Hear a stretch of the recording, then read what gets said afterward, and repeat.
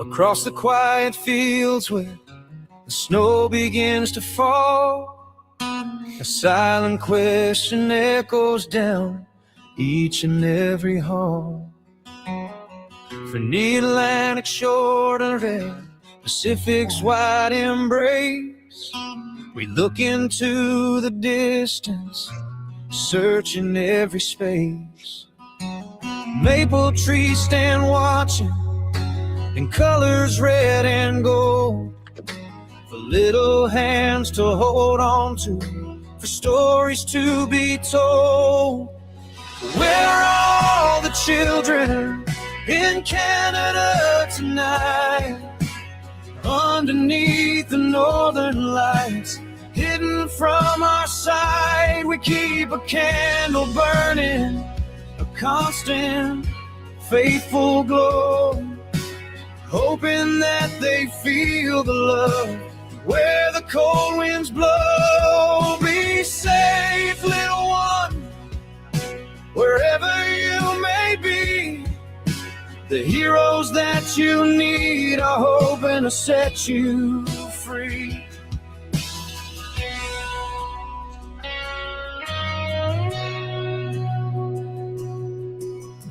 We trace the river valleys, we climb the mountains high, sending up a whisper to the vast and endless sky.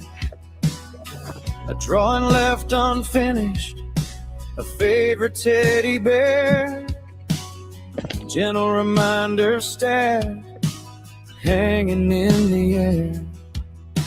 A parent's heart is aching, refusing to give in, praying for the day when the searching finally ends and they can hold them again. Where are all the children in Canada tonight? Underneath the northern lights, hidden from our sight, we keep a candle burning, a constant, faithful glow, hoping that they feel the love where the cold winds blow. Be safe, little one, wherever you may be. The heroes that you need are hoping to set you free. Does the silence feel too heavy? Do the shadows look too deep? Remember all the promises the family meant to keep. We are looking, we are trying, across this spacious land. We need strong hands to help us. We need everyone to stand. Where are all the children in Canada tonight?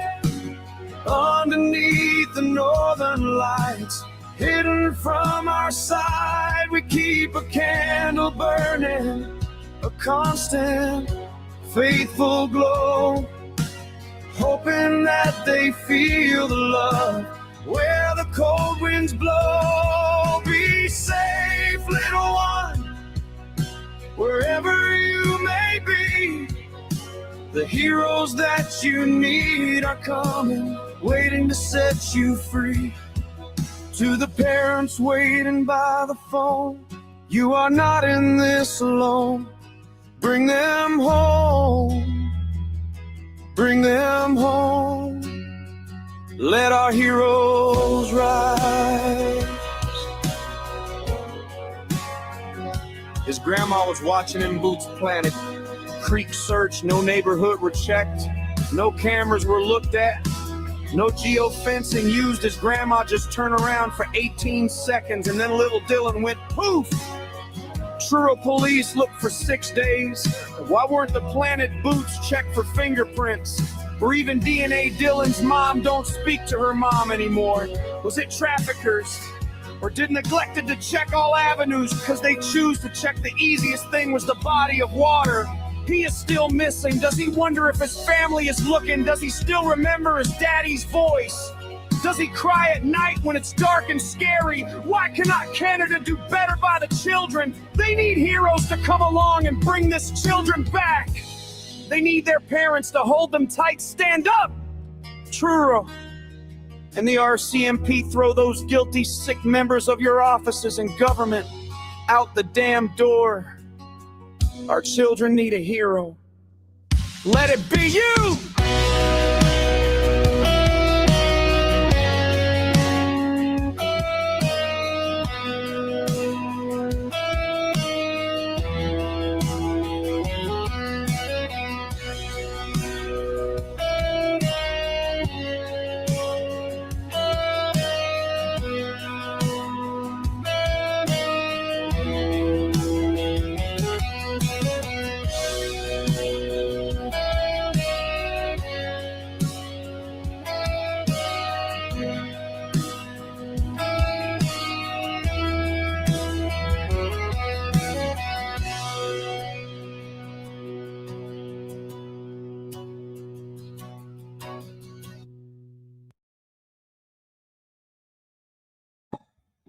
Welcome in, everybody. That's a killer song, isn't it?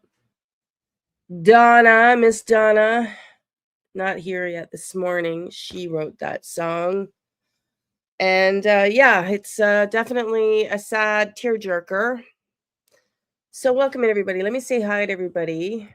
And that it is beautiful. Happy Turtle. Donna created that song. Love her. She did intros for several channels, actually.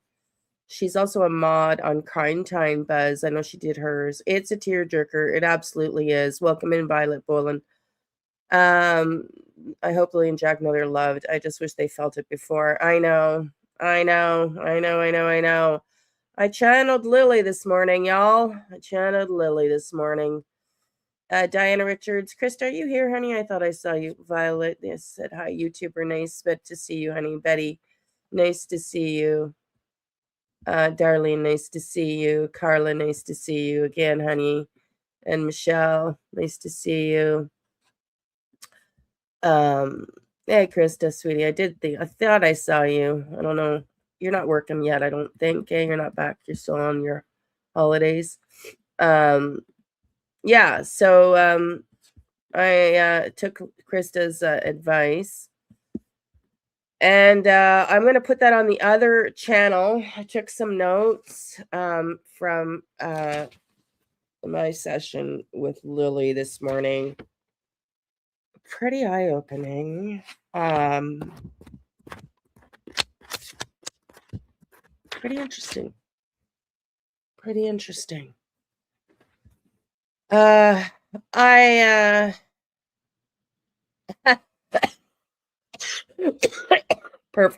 Perfect, Anne. Hey, Violet. I'm feeling a little better. I took Ryder for a walk and ran out of lung capacity, so I had to come back. But I'm feeling better. Hey, Anne, being that you're another psychic medium, tell me how you feel about this. I know I said I was going to separate it, and I could do this on the new channel. Let me know, anybody here. There's 28 of you here. I know a lot of you are not into the psychic stuff. If you want to hear what I channeled from Lily this morning, put a 1. I would be bawling my eyes out. I know, honey. I know. Put a 1 if you want to hear what I channeled this morning. Because I don't normally do that, like I said. And if you want to go see it on the other channel, then I'll put it on the other channel. I didn't put it on. Okay, and I want you to tap in, honey. Okay, I'm going to tell you what I got. And can you tap in and tell me?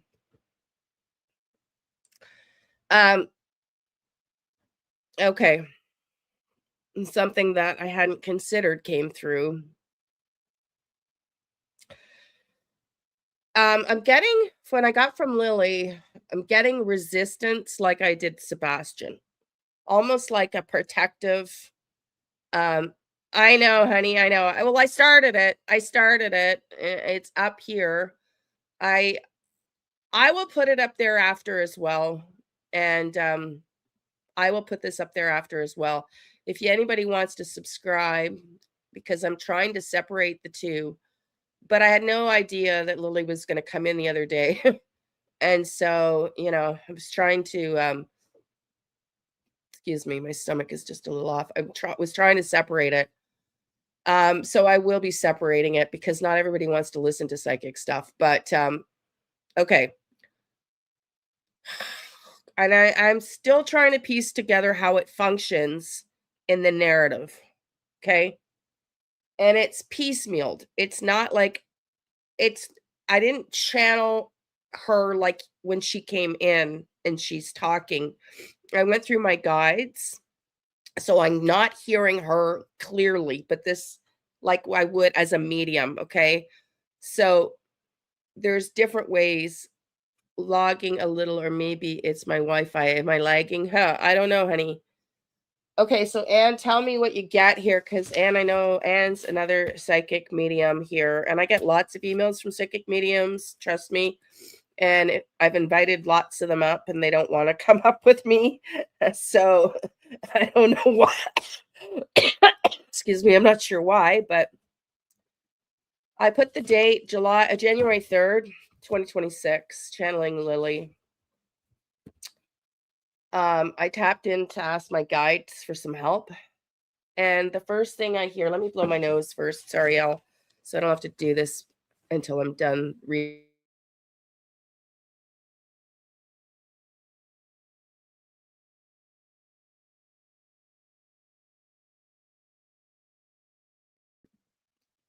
So I tap in, and the first thing I hear is, he's not my dad. And that was from my guides, like a message from Lily. And I'm asking, who are we talking about? And what is this in reference to? I assumed she was talking about Daniel not being her dad, but the answer was, the man who took me. He's not my dad. The man who took me, he's not my dad. Because this, I think, is in response to yesterday when I was questioning, was this Cody?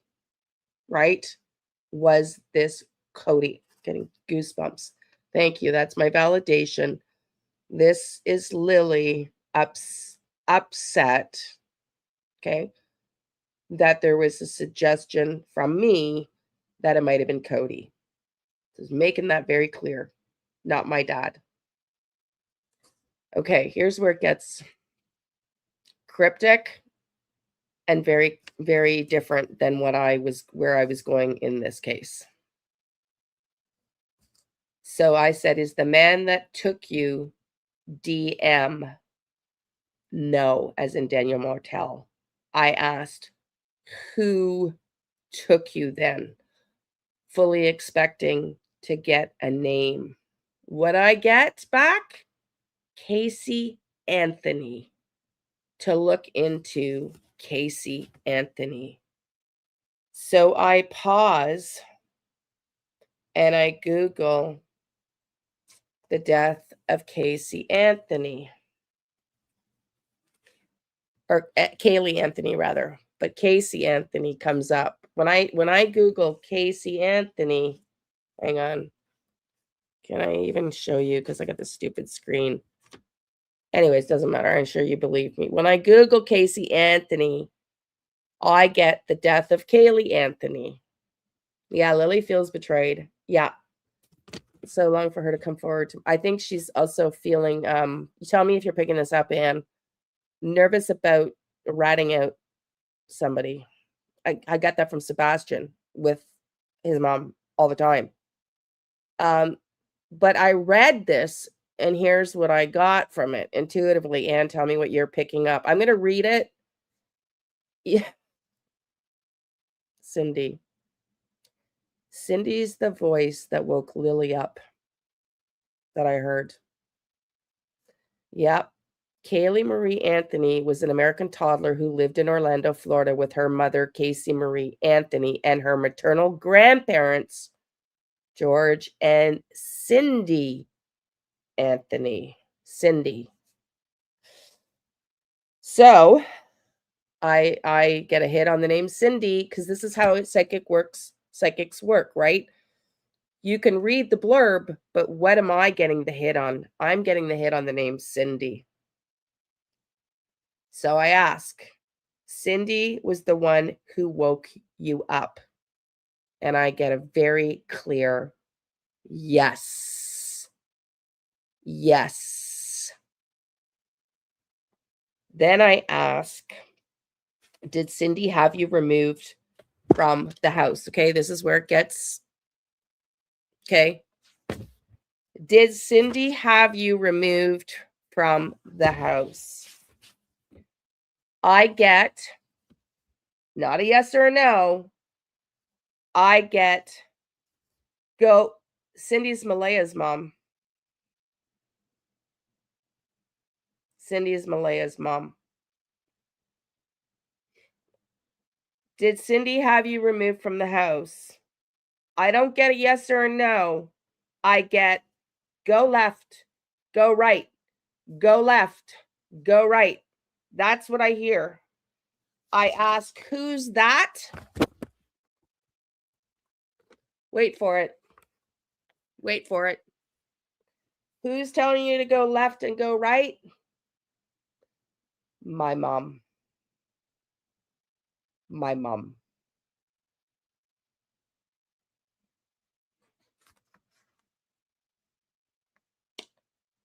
Then Ryder started barking and I lost the connection. Yeah. Yeah. And can you tap in and tell me, because I got a cold, as y'all know. Do you align with this? Are you picking this up? Take your time. Take your time.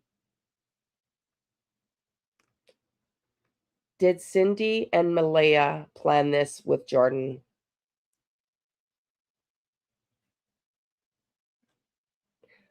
Did Cindy and Malaya plan this with Jordan? Did Jordan help out? Because I know I saw Jordan.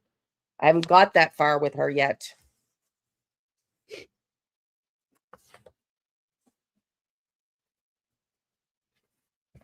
I don't understand. What does the left and the right mean? It's when whoever was taking them in the bush, go left, go right, go left, go right. I said, who's telling them that? My mom. Do I think Malaya was literally in the bush with them? No, because I had a vision. But I'm wondering if there was a planning ahead of time. I don't know. I'm waiting to see if I can see Anne. Hang on, let me blow my.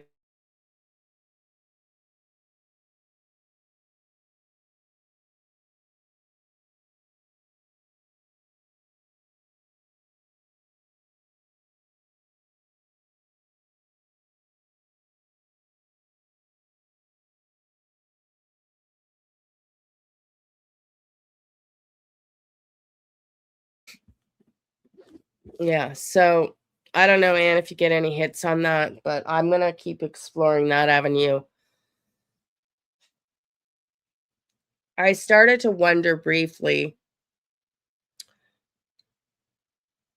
did Daniel and Malaya plan this with Derwood? And like, why? Was there a plan to remove the kids by Malaya and Cindy that went afoul that Daniel got a hold of? I'm trying to figure that out. And did you get any hits? Let me know. If you're not getting any hits, just let me know. No hits. That's fine. But yeah.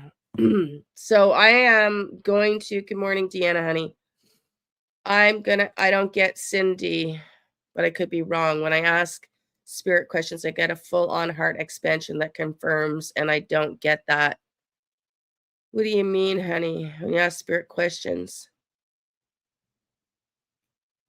you're not getting Cindy? Okay. I don't know. Okay. I don't know what that means. Anyways, I'm gonna keep going. Hey, Deanna, nice to see you, honey. Joyful, nice to see you. I'm gonna keep going on this because I wanna, like we're doing a little bit today, I wanna start this case over, um, from the beginning and see if we can glean any new information, from, what we're gonna whatever.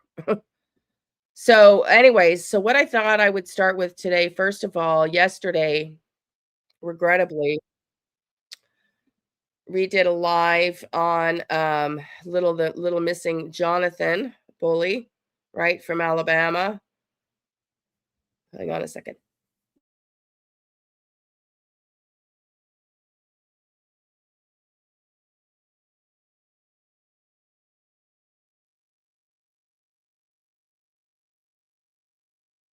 Gotta love Cold Central. Um, and when I asked, my heart lights up, it feels warm to confirm. It's no, I feel no connection, if that makes sense. Yeah. Well, I don't know, man. Casey Anthony's what I heard, so I don't really know. I'm gonna keep doing digging, but I just wanted to know, let you know, I'm gonna put that stuff on the other channel. I'm starting to do uh, a little more. I'm gonna start doing a little more intentional channeling and see. But here, let's get the update on the little 4-year-old that we Jonathan Bully covered yesterday. I don't know if you heard, he was found deceased within a couple hours of our live stream yesterday. Help. Pretty sad. I need your help to try to bring John home. Oh, Okay. There's some information that I want to give. sorry. Jesus. Uh, he's passed away. Yeah, I know. He passed away. I was gonna cover that, but, does it maybe we won't need to. I pulled up the wrong live. Jesus, Leanne.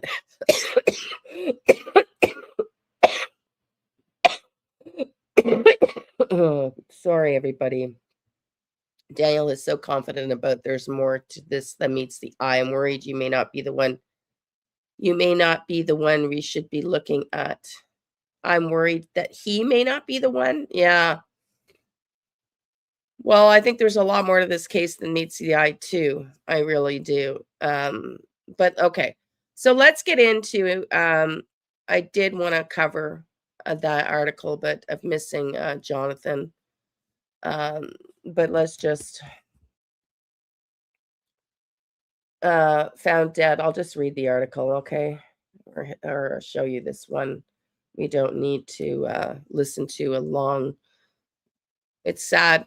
It's really, really sad that that was the outcome. And it's concerning because I don't know, like I guess it bothers me that they found him just outside the original. I know, no, I don't, YouTuber. I don't have antibiotics. I will meditate and see what comes to me. I have a different perspective on the events of that night and morning, but I don't need to be right. Listen, Ann, none of us are going to get 100% of the picture, right?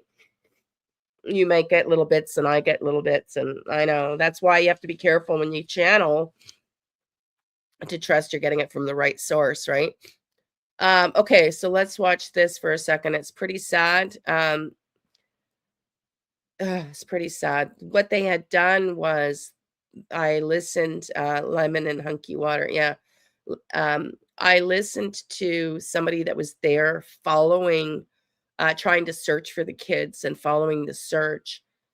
And thank you, Joyful. And he said that this was the first day they expanded the search out and found him immediately, pretty much on the first group to expand the search parameter out found him almost immediately, and the dog is alive, and the dog was with him. The dog stayed with him. I don't know why the dog didn't bark with the drones and everything. It's pretty sad, but anyways, let's listen up.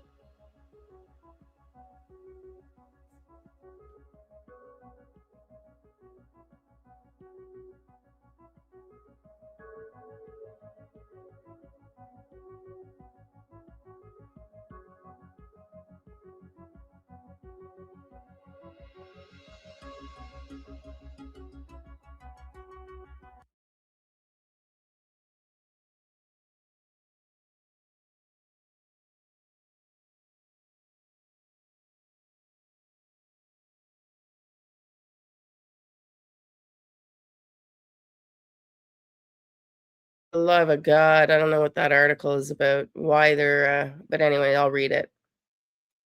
So the Alabama police on Friday announced that the death of the 4-year-old boy who had been missing since Wednesday. Jonathan Everett Bully was found about 2 miles away from his father's home in Walker County with his dog, Buck, who is alive, according to the police. Bully was first reported missing Wednesday and was described as having blonde hair, being 4 feet tall, weighing 50 pounds, and believed to be in danger, according to the Alabama Law Enforcement Agency. Sweet little kid. He was last seen around 11:30 a.m. on Wednesday at the 7,000 block of Highway 195 in Jasper, wearing a yellow Mickey Mouse shirt, black pants, Paw Patrol shoes, the alert noted. Smith noted that the search for Bully covered more than 500 acres using a helicopter, drones, 161 volunteers, 126 first responders, and multiple police dogs. Bully's parents are separated, and he disappeared while visiting his father in Alabama, who used to be in the military and has 5 visitation days per year, Walker County Sheriff Nick Smith said that at the press conference. Bully's mother arrived in Alabama from Florida on Wednesday to get him on Thursday, according to the ABC Alabama affiliate WBMA. She is cooperating fully with authorities, Smith noted at the press conference. So sad. So sad. Hang on.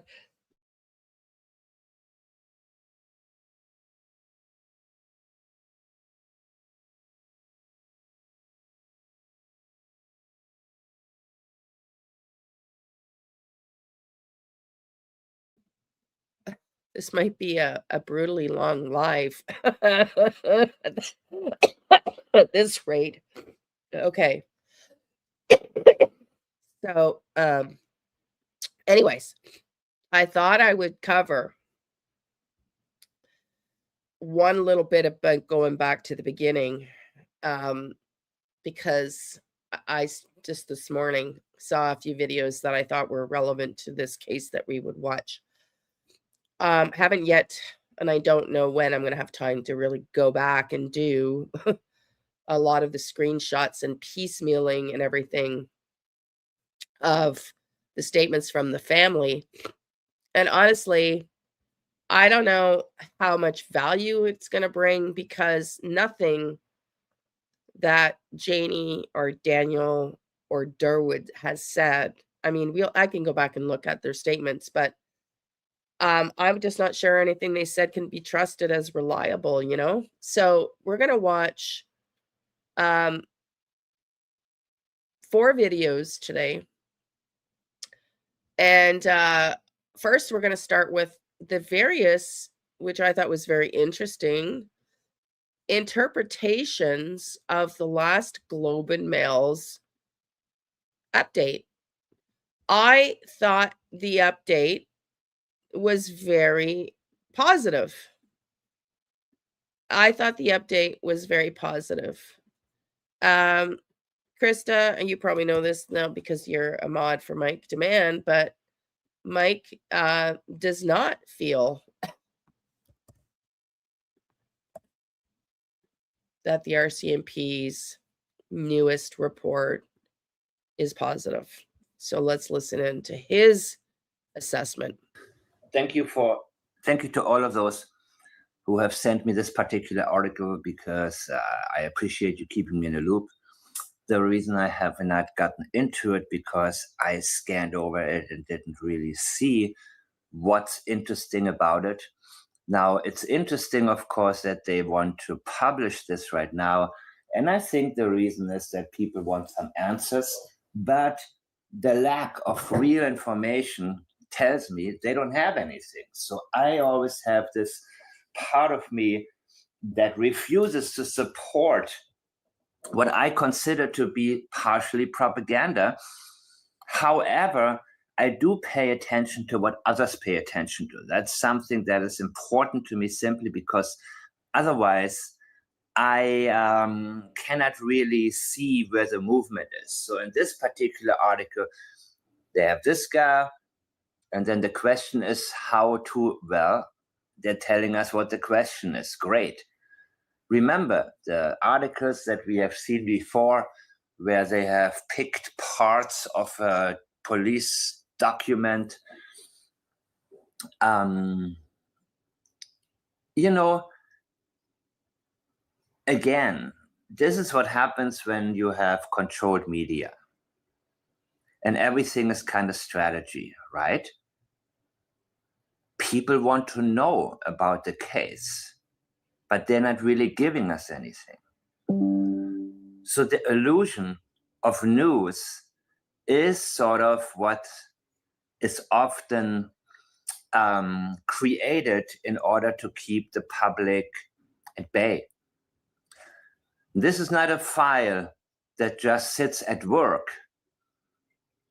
Really? This is not a file that just sits at work. He is just sitting at work. This is coming to his mind. Look at the language here. Just sits at work. I believe that's exactly what the RCMP, and this is just my opinion, that's exactly what they're doing. They're just sitting around. And you pick it up in the morning. Yep. You see, he is trying to deny something that is on his mind because that is his everyday life right now. This is Staff Sergeant McCannon. Everything I'm stating is only my own thought. You've got two very vulnerable people who perhaps were in some difficult circumstances and they've gone missing. How much vaguer, how much more vague can somebody get? We need answers as to, look, they're telling us everything that's on the public's mind. We want answers. So this is kind of like saying, I understand your pain. I understand your frustration. This is almost like a customer service representative taking a call and not having a solution, but wanting to make you feel like, hey, just have faith in us. We're going to do it. Don't complain. Don't talk bad about our company. Don't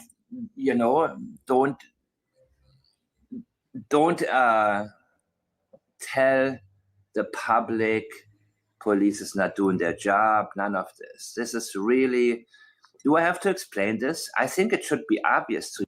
Okay. So what I did this morning, and I want to just be really clear. Hey, Crime Science Stories. It's nice to see you. He has good points. I know. Do you have a channel, honey? Nice to see you. Do you have a channel? He does make good points. That's why I wanted to start here. So we're going back to the beginning of Jack and Lilly, but at the same time, I'm not going to get behind the current stuff because there's going to be no way to get caught up. To get caught up. Feeling duped by everybody in this case if it's true. I know. So I wanted to play two comparative analysis. I felt positive about it, but that's my opinion. Mike DeMann is, a language specialist, and he doesn't feel positive, as you can hear. We're going to listen to a few more minutes of it, and then I'm going to play Hidden in the Fog. Susan, I think is her name. Apologies if I'm wrong. I'm pretty sure it's Susan's. You don't anymore, honey? You don't anymore? How come? Susan, because she's a journalist, and so she's used to dealing with statements made by officials. And so, yeah, let's listen in. I want to compare the two views. Somebody who's an experienced, longtime journalist who knows how the media puts together articles versus Mike DeMann. And let's see what we come up with here. But Mike's not positive about this at all. You guys, right? The reason I'm telling you all of this is because I want you to understand why there are certain subjects and certain articles I jump on immediately and why I ignore others. So let me skip right to the last part. We have to consider whether charges will be laid eventually. So we have to maintain the rule of law and follow the rules that are there. It does take time, and it is going to take some more time, he said. So I thought that wasn't the criminal case. This is telling us that, in fact, this is a criminal investigation, in my opinion. Absolutely. But you see, I have a very hard time entertaining these kinds of double talks because I either A, ignore it, or I get straight into it all the way. Meaning, when I analyze, I don't hold back. I don't stop somewhere and say, okay, I can go this far and no further. Hey, Hope, honey. We won't stop until we have answers. You see, he is not promising to solve the case. What he wants is them to have answers.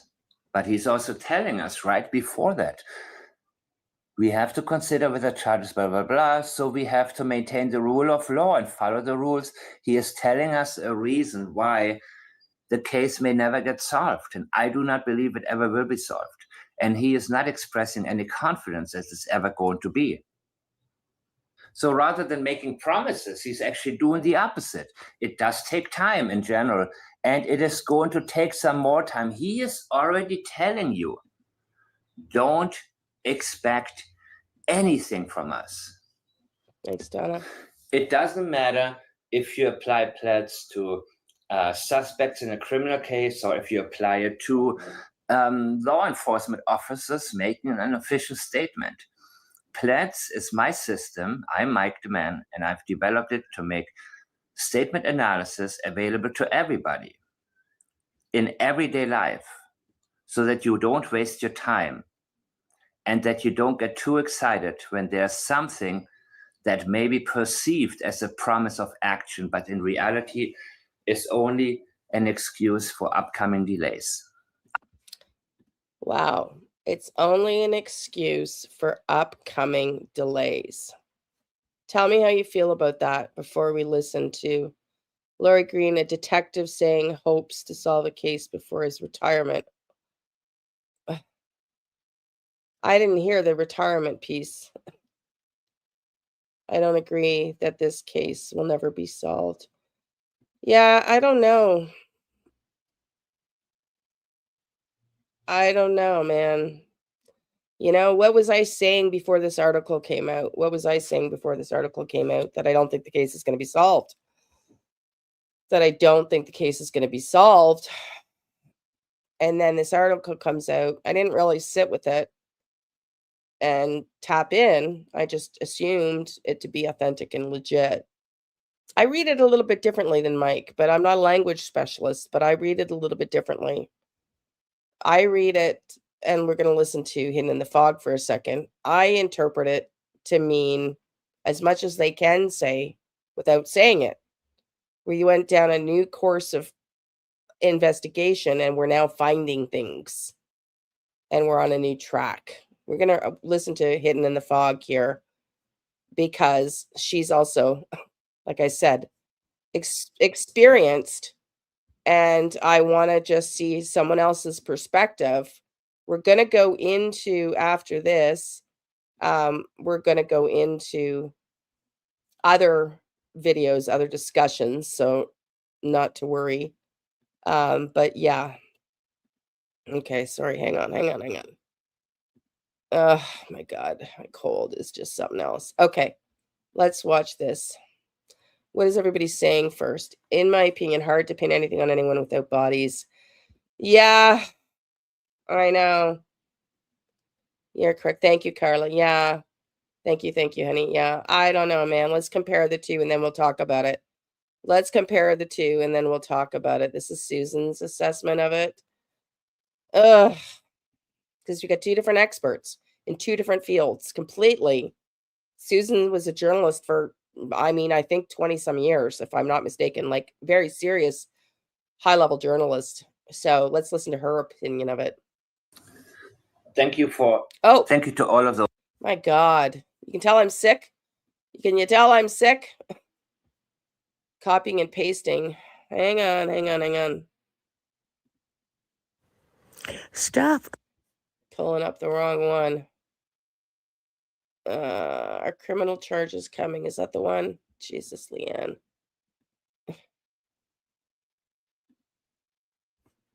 Sergeant Rob McCammon, acting officer in charge of major crime and Behavioral Science with the Nova Scotia RCMP says the investigation into the disappearance of Jack and Lilly Sullivan is being carried out with the expectation it could ultimately result in criminal charges. A reality, he says, helps explain why the case has taken so long to resolve. Speaking in a recent interview with the Globe and Mail, McCammon emphasized that investigators must proceed carefully to protect the integrity of any future prosecution. The Globe's reporting also revealed that a provincial child protection social worker, CPS, had visited the children's home to investigate a report of suspected abuse or neglect. Staff Sergeant McCammon, speaking on that specifically, told the Globe and Mail that police interviewed that social worker involved with Jack and Lilly and others with valuable information about the children's circumstances. McCammon told the Globe and Mail, "We have looked into their movements in the days prior and the kind of things that were going on in their lives. That is part of our investigative inquiry," he said. They have never treated it as a criminal investigation, although their major crimes unit is involved, which is very interesting. The RCMP doesn't really explain why, and I think that leads the public to be very suspicious as well. This is a case that has puzzled many on many levels. The one level is the fact that police still to this day, January 2nd being 8 months since Jack and Lilly Sullivan disappeared, that this case is still classified a missing person investigation. However, major crime has been involved from the very beginning. That has been a puzzling question since the inception of this case, when Rob McCammon first made an appearance on May the 7th. Chief Superintendent of the RCMP came out last week and in an interview with the National Post stated that of the 7 people who were provided with a polygraph examination, all 7, his words were not lying. Global News shared a little bit of their insight into stepfather Daniel Martel back when the children first went missing and they were covering the story. It's rare, I think, to see a parent go through losing their children. And when it happens, a lot of the time they're in shock. And Daniel was no different than that. So the question remains, are the police any closer? According to Rob McCammon, the police are proceeding. This case is proceeding. It has not come to a standstill. And he has stated that this case will be solved. Lilly and Jack Sullivan were reported missing by their mother, Malaya Brooks Murray, on the morning of May the 2nd. The 911 call was received by the RCMP at approximately 10 a.m. It was stated at that time in a press conference with Brooks Murray on the day they went missing that the children were believed to have slipped out the sliding glass door of the trailer where the family were living at the time. The family lived in Pictou County, Nova Scotia, Canada. It's a very sparsely populated area, and the trailer is surrounded by very dense woodland, and the search was hampered and extremely difficult due to the deadfall of the trees from past hurricanes. This has been among the largest searches in the history of the province of Nova Scotia. It has accumulated 12,000 search hours, as well as covered 40 kilometers. over the span of the 8 months. There were the initial searches by ground search and rescue, helicopter. They have had scent dogs. They have had cadaver dogs. There has been little to no evidence that police have shared that has ever been found of Jack and Lilly. I felt like it was important to ask Mr. Martel if he had anything to do with the disappearance of Lily and Jack. I asked it outright. I 100% did not, and I will hold that till my last day on this planet. I think I'm left with the same questions as everyone else in this case, like what happened to them. We know that they disappeared, but we don't know how. The assumption is that they're dead. Will we ever get answers to what happened to them? Staff Sergeant. So Susan doesn't really. Sorry, everybody. I can see all your comments about my cough. I have a tendency to get bronchitis, but it's not feeling like it's bronchitis. But let's go in and check in and see what some of you guys have to say before we move to the next topic. But what is very interesting is I was about to play another video because the Globe and Mail did 2 end of the year reviews. The first one that came out, I talked about. I said, like, they're talking about it like the case is over. Like, bye-bye 2025, one of the hardest cases they had to try to solve was Jack and Lilly. And they talk about it like it's like basically the case is over. And then they follow that up with a second interview I didn't play here, which is the very part of the clip at the end that Susan showed. Did y'all see that? It was like 2 days later. Excuse me. Sorry, everybody. After my comment about, it sounds like they're saying, you know, closing the file, closing the case. And I didn't get a chance to read that yet because then comes out the Globe and Mail article. So it's almost like McMahon, you know, and the other guy are not in alignment because it's like 2 different storylines here. I don't know if you saw that second Globe and Mail or that second interview, but Jack and Lilly, I think it was the Globe and Mail. Let's try to pull it up because it's so different. Global News. Let's see, Jack and Lilly.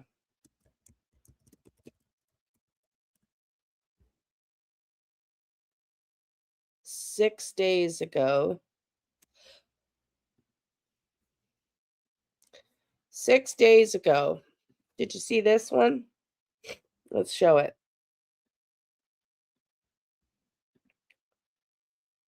This isn't going to end how we want it to, Global News. 6 days ago. Let me just credit them. And we'll play this because it's not, it sounds more like, you know, Mike's attitude towards it. And I'm trying, excuse me. Oh, shit. Sorry, everybody.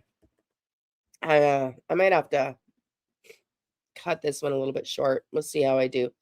I'm trying to remain positive, and maybe that's why I blindly, you know, trust what he has come out to say. But this was said 6 days ago before his report. Okay, let's listen in. 120 people are currently searching the woods behind me here near Gairloch Road in Lansdowne Station, continuing the search for 2 children who went missing in the area on Friday morning. There was, you know, well over 100 people there at that time, right off the bat, the first weekend doing the searches. We are going to keep searching. That's our job right now, and we're going to, no one's stopping. We have lots of. So this was a clip, an update that they did 6 days ago, but the video footage is from at the time the kids disappeared. So it's Global News giving us an update, and the title of the video is "This Isn't Going to End How We Want It to." Over 7 months since Nova Scotia siblings went missing. da-da-da. Officers here on the scene that are parents themselves, and we can certainly feel for this family, and our priority is to bring these kids home safe. The thing that strikes you most about Lansdowne Station and kind of that part of Nova Scotia when you go there are two things. One, it's very dense woods, very dense, thick woods. It's very remote. Two, there's no cell signal. So communications in the traditional sense are limited. You have to find alternatives. We knew a presser was Thank coming you. up, and that morning driving down, I thought it's one of two things. They found something, which will be a huge deal, or they're calling off the search. As of today, May 7th, the active search efforts to locate Lily and Jack will be scaled back. We asked the question, what are the chances that these kids are alive? And Staff Sergeant Robert McCammon kind of gave us the first inkling that this isn't going to end how we want it to. Based on the experts and the review of the facts, the inclement weather, the time frames, and their age, the likelihood that they're alive right now is very low. It's rare, I think, to see a parent go through losing their children. And when it happens, a lot of the time they're in shock. And Daniel was no different than that. So the head of the helicopters and head of the drones and stuff like that. Screaming as loud as I can. Until my throat hurt. Running through water that was up to my waist.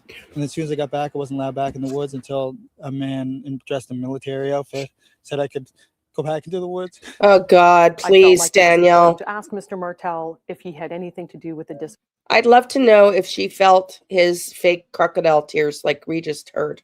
Let's just rewind that.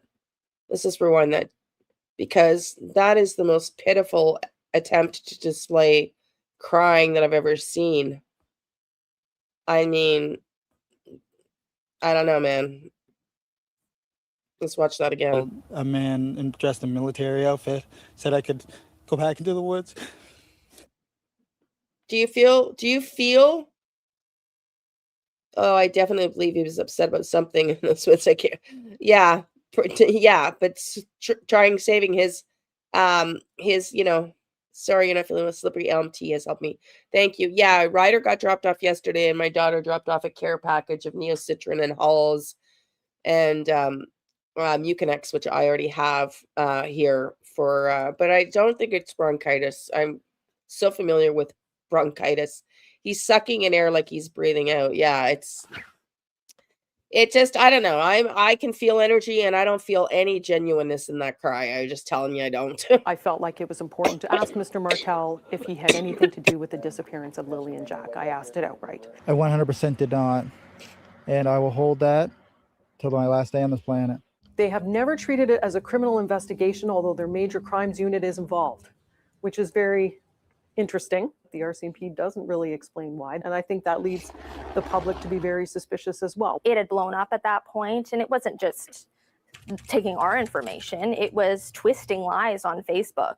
These groups were popping up about the Sullivan siblings, and there's still lots of them out there. With respect to the spread of misinformation, inaccurate information, and speculation, I just want to say that's harmful. It's harmful to the families and communities who are trying to work their way through a traumatic event. And I think if you have a vacuum of information, unfortunately, the internet will fill it. That creates two issues. One, journalists have to sift through that information and find out how much of it is relevant or not. And so do investigators, who are obviously looking for legitimate tips and information. I saw a community severely impacted by this disappearance. I saw people incredibly moved, even people who hadn't known them. Absolutely miserable. It's a nightmare that I wish we could just wake up from, and I wouldn't wish this on anybody. It was poignant that they just wanted Jack and Lily home. They have this hope that they're still alive, that they can come home and celebrate their birthdays and give them toys and love. And they had to celebrate Jack's birthday without him. It's garnered national and international attention. I never expected, in my wildest dreams, the first day going out there to cover this search for just two missing children, to see how it have grown into what it is now. I think I'm left with the same questions as everyone else in this case, like what happened to them. We know that they disappeared, but we don't know how. The assumption is that they're dead. Will we ever get answers to what happened to them?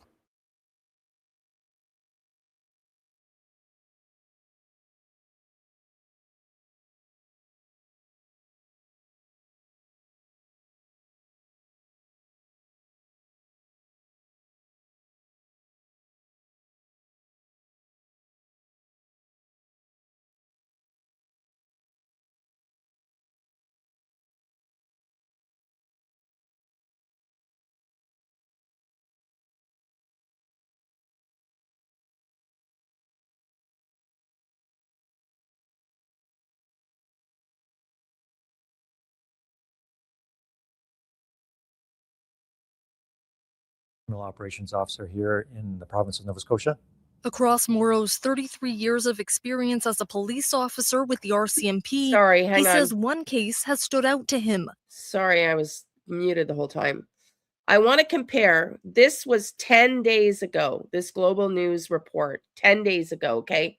It's titled, Nova Scotia RCMP Investigator Calls Case of Missing Kids Extremely Rare Global News. 10 days ago. The one we just heard from Global News that didn't interview anybody, just their opinions, is 6 days ago. But what I notice here seems to be, how do I want to say this delicately? Seems to be almost like there's a division in the ranks. Seems to be almost like there's a division in the ranks, because this is McMahon's boss.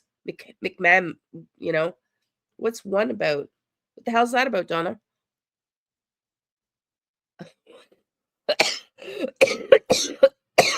What is all that about? What's that about? I was muted at first. I'm sorry. So I'm wondering if there's a disagreement. I'm just curious between the officials on the case. Just listen to this.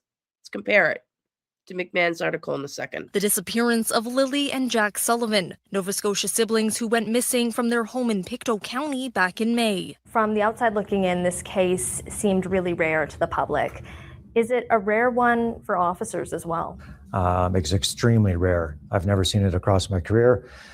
But while it's rare, what's the part that isn't rare is the complexity of the case, like why it's taking so long, because these investigations have to be done in a methodical approach. It started to generate a lot. Okay. So there's a consistency here in his saying a methodical approach. These cases take time. Between the Global News article by McMahon and this guy, his boss, who is a commander for the district, they are both aligning with the fact that these cases take time. So let's just listen in. National media attention and even international. Did the RCMP find that difficult to manage? Basically, anybody that was involved with that investigation felt that elevated level of concern. The case captured worldwide attention. Now listen to his past tense. Now I understand this article is 2025, but it's just interesting. Putting the small community of Lansdowne Station on the map and officers under the microscope. Why do you think so many people from even other countries were so captivated by the details of their disappearance? Anyone who has children, obviously, from a parental aspect, it deepens that level of concern internally. What happens if it was my child, for instance? Just that initial reaction from a parental perspective would escalate that concern, obviously. Can you go over how many tips you've received thus far in the Jack and Lilly investigation, as well as how many formal interviews have been conducted by RCMP? There's been 1,030 tips received, and approximately 86 formal interviews have been completed within the investigation as well. That's sitting 86 formal interviews. down, interviewing a person, not something that's casual. I wonder how many of those interviews were with Durwood. Do you think Durwood hit the banks of 80 some interviews? Do you think Durwood's maybe accounting for half a dozen of them? Conversation while we bump into somebody along the street. It's a sit down, structured interview, obtaining what the person knows firsthand. There's also been roughly over 8,100 functioning. Rachel, I saw that. There's another Cindy in the family. Bruce is survived by his wife, Patty, and Bruce has his brother, Harry. His wife is Cindy Pearson, Bible Hill. Interesting. Okay, thank you. I don't know. I'm going to take a screenshot of that. I don't know. We'll see. Interesting. Interesting. Okay. Thank you, honey. So let's keep listening, and then I want to read the article again. And I'm just curious if we're going to hear more from them. I want to keep my level of hope realistic. I'm still leaning towards they're still working on it. They can't just ignore it. Belinda Gray and her lawyer, I'm sure, and Cindy and whatnot are going to demand answers. I don't think they can just ignore it. But the question is, do they have, as the article said, not this clip, new leads taking them in a new direction? Was that a lie? That's what I want to know. Let's listen in more. Videos that have been actually reviewed by the team that's supervising the investigation. So there's been a lot of work conducted behind the scenes. It's been documented that 7 people have completed polygraph examinations. All 7 were found to be not lying. The case is still considered a missing persons investigation despite the involvement of major crimes. Would you say that this was the biggest case that Nova Scotia RCMP had to cover this year? Yeah, it's certainly one of the most prominent ones within the province in the past year. Touched a lot of people. But the case of 2 missing children wasn't the only. I think the fact that he chose to say, yeah, I don't know what's going on. I muted myself way back earlier. So Carla, you must be behind, honey. I think it's interesting that he chose to say that none of the family, that they were all found to be truthful and honest. The 7 people that were given polygraphs. I think that's a very interesting thing to say. And that, I think, is reinforcing we don't think the family had anything to do with this. And that's where this article is. This is, hello, Michelle goes live. This seems totally like a different narrative than the one that just came out from McMahon, right? Like, it's weird. Yeah, everybody click the button. Let's listen in for a couple more minutes. One that touched the hearts of Nova Scotians this year. Oh, this is the end of it. That is the end of it. Sorry.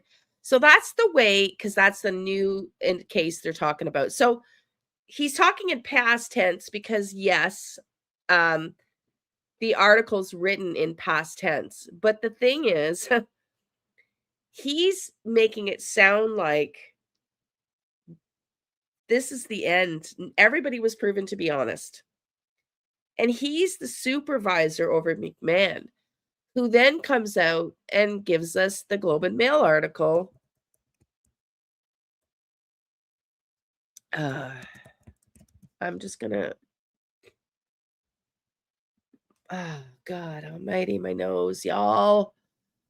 Globe and Mail, Jack and Lilly. Hang on. 3 days ago. So 3 days later, okay? 3 days later, we get this. So, yeah, what are the RCMP doing? Because the 2 articles, the 2 messages contradict one another. Hey, Bonnie, no worries, honey. 43 watchers, only 33 likes. 51, actually, right now. 46, 51. Let me just blow my nose again. I'm sorry for the constant interruptions, but at least I'm here. At least I'm here. Hang on.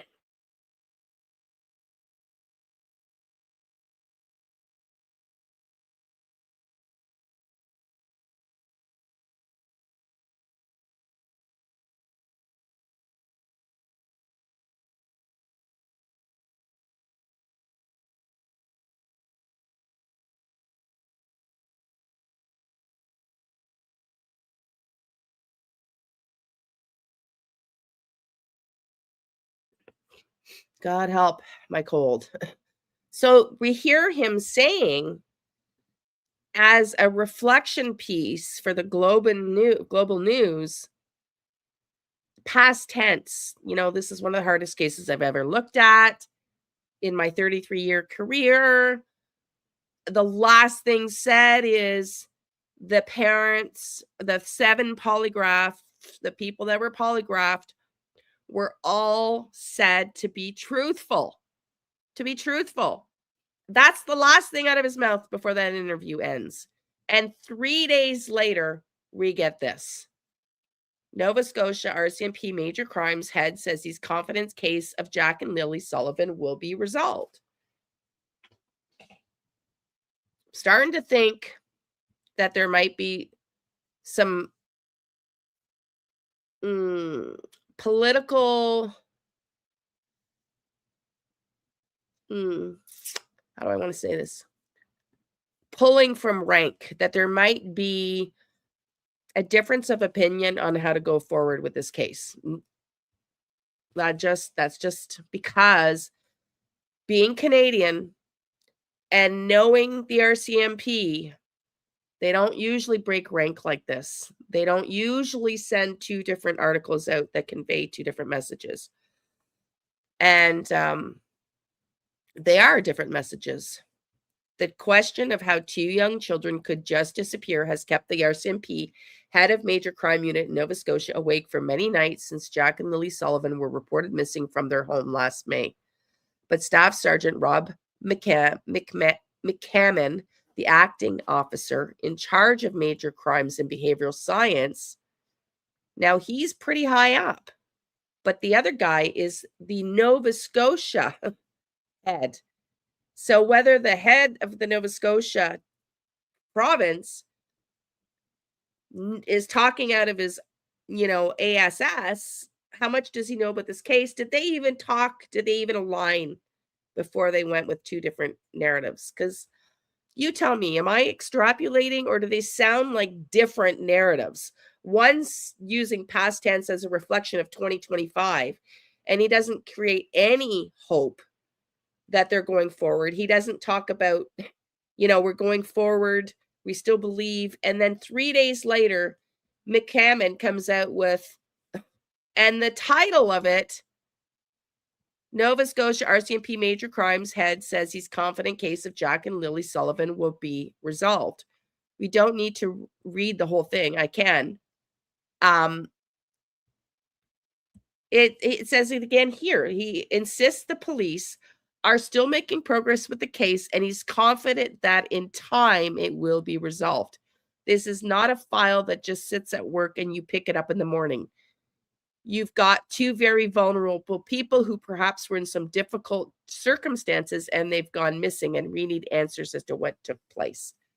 Now, Mike's saying the cops need answers. DM said they're asking. DM said they asked if he unalived the kids. He may not have, but he could have had a huge part in them being missing. Well, this is it. But they never asked about whether there was a planned disappearance of the kids. And I don't know why they would bring in, with lower resources that are tight, I'm not clear on why the decision was to polygraph them only around unaliving and not about a planned removal of the kids. I don't know. So were they being truthful that they didn't unalive the kids? Yeah. Maybe they didn't unalive the kids. Or as we said yesterday, 2 days ago, when Lily came in, does Daniel believe his shit because he's a narcissist and he literally doesn't remember because he was mathed up? So I guess the bottom line is, tell me, one, do you think the RCMP are still working on the case? Or just put yes or no. Do you think the RCMP, let's do it this way. Do you think this article, McMahon, I tend to believe him. I think the other guy, because he's provincial, is not necessarily in the weeds with the case. But what strikes me, being Canadian, it's not common for them to split opinions like that, to do 3 different days apart, 2 different articles. So yes or no, do you believe in this article, just give me your opinion, that McMahon is seriously working on the case? Yes or no? Thank you, Carla, honey. You know it's okay, honey. Thank you. I got that. Yes, however, I think it's switched. Yeah, and it says a lot. Thank you. That's how I feel, and maybe I want to stay hopeful, Carlene.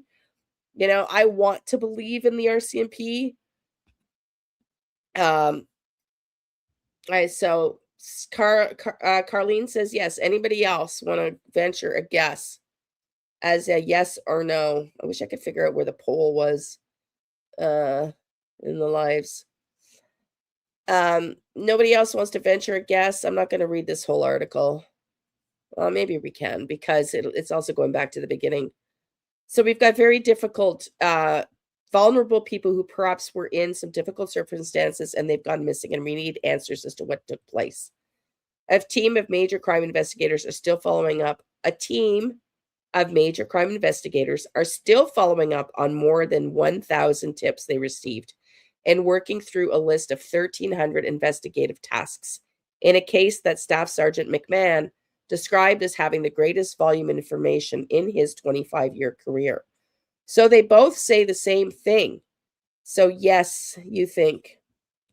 So more people are positive, like myself, than not. Okay.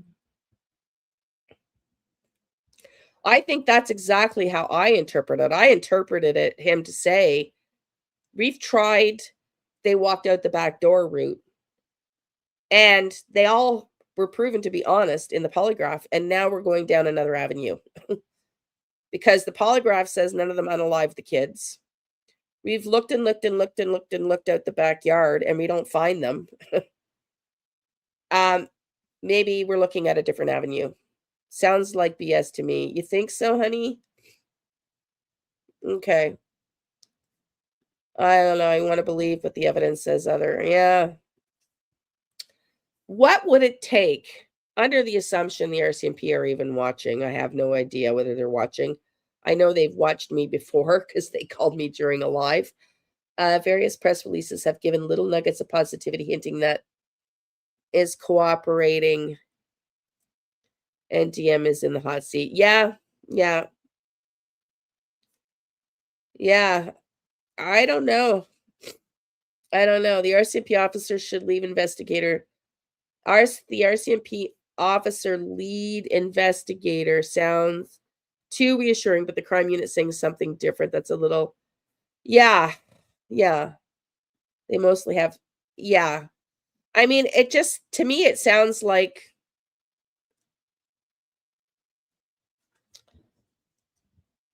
I'm not going to say too much. I have to be careful what I say because of one of my phone conversations with one of the police. When did the call happen? When did that happen? In my opinion, why don't they put all three of them in a jail because of the bruises and the other stuff? Well, this is just it, right? We know that there was absolutely neglect at a very minimum. Maybe someone will talk. Yeah. Well, let's talk about the other thing, okay? I want to go into the reward for a second. Because, like I said to you, one of the officers that called me must have thought I was American from the RCMP. I've had contact with 3 of them. And the third guy that called me must have thought I was American because he tried to blow this smoke over my eyes and said, like, you know, it's customary that they offer rewards. I can tell you without a shadow of a doubt, it is not customary for the RCMP to offer rewards in missing kids cases, okay? So he didn't know who he was talking to when he tried to pull the baloney over my eyes. We're going to research that in a second. Let me finish this article because the rewards part came out way at the beginning.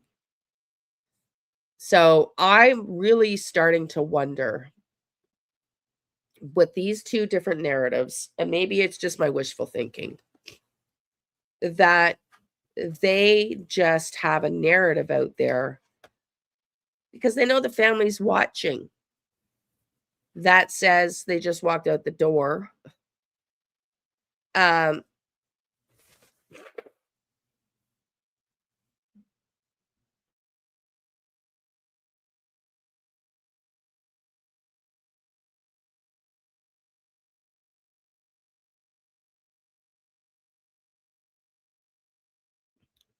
Well, that's it. They looked at the abuse on TV and there was significant mention of these things, which hints to they're now looking. Exactly. That's how I'm interpreting it. I'm looking at it like, without, I don't want to sound like I know everything, but I'm going, when I'm talking about this, I'm going back in my mind to the conversations that I had with the RCMP. And I've told you this before. One of them told me in that conversation, they had no fucking clue. They had not a fucking clue. That was, what, 2 months ago when I went on and scathed them publicly. And I said, well, then maybe you should stop looking out the fucking back door then. You know, you've exhausted that 7-8 months in, man. Like, maybe you should try a different narrative if you have no fucking leads and you have no fucking clue. Okay. And that's what I said to him. Like, hello. So I don't know. Is that what they're doing? I'm not taking credit for it. That's for sure. But that literally was said to me 2 months ago on the phone by one of the officers. We have no fucking clue. And they can only go where the evidence brings them. So are they trying to find new little nuggets of evidence that might open up a pathway to something? That's what I think. That's what I think. Well, yeah, that's also really true, right? They're not asking for any more leads or tips, are they? Let's keep finishing this article and then we're going to go look at the reward. So a team of major crime investigators are still following up on more than 1,000 tips they received and working through a list of 1,300 investigative tasks in a case that Staff Sergeant McCann described as having the greatest volume of information in his 25-year career. The disappearance of Jack and Lilly from their home in the rural hamlet of Lansdowne has reverberated across the country and abroad. A missing persons case that Staff Sergeant McCann described as affecting so many because it's a very fundamental wrong. That's a very interesting use of a word. A fundamental wrong. I'd love to be inside his head. What did he really mean there? A fundamental wrong. And I feel like that statement is the crux of the potential disagreement about where this case lays, if that makes sense. Carla says, first thing myself, I think they know what happened to the kids. That's why there hasn't been any charges late yet. But I do believe it's something to do with 2 court battles. It could be due to the custody battle for Baby Meadow and Cindy Marie Maloney's mother soothing CPS. Yes. Yeah. Well, CPS is responsible in a large part. And in my opinion, they had warnings. Did we see this over and over and over again in these cases where CPS has been investigating, but they don't act fast enough? And I don't know if that's the law. I don't know if that's what that is, but they need to act faster. When there's a red effing flag, they need to go faster, in my opinion. I feel like they should have exhausted all paths when Jack and Lilly first went missing and not taking the adults in the yard's word. Everybody is a suspect. Well, this is the problem. They absolutely took the parents' narrative at the beginning, you know? And then maybe when they started to say, it doesn't look like the kids are back here, because we showed that clip, remember? If you weren't here for that, I found another creator who probably attained this document illegally, and we showed it very briefly on this channel. And in the bottom of that written RCMP or police report was in handwriting, this does not look like the kids just simply walked away case. Okay. So their public opinion and what they actually believe behind the scenes are different. So my question is their public opinion because they're worried and hoping that they're going to catch somebody in a slip up?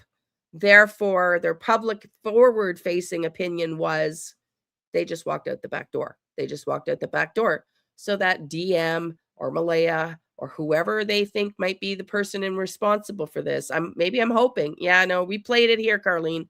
We played it here. Anybody here remember that? We played it for 30 seconds because it was, I don't know how this person got it, but I was concerned that they didn't get it legally because it's not meant to be out in public. It's not meant to be the public, out in the public. But it shows they're forward facing. Again, don't forget RCMP is political. The political, right? Do you remember that, Krista? Yeah. So I'm just wondering, and that statement was made, God, I want to say that that was dated back in the summertime, June or July. So pretty early on in the case.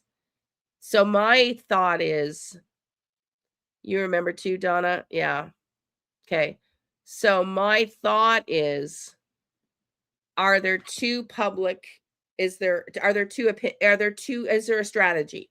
Is there the public facing opinion because of the family watching everything and the players that they're trying to nail to the wall for this? They don't want them to know that they're onto them, right? They don't want them to know that they're onto them. That's what I'm hoping. That's what I'm hoping. Maybe I'm being gullible, but that's what I'm hoping. Now, if you line up, this doesn't look like they just walked out the back door with what I was told, and we have no clue, that kind of makes sense.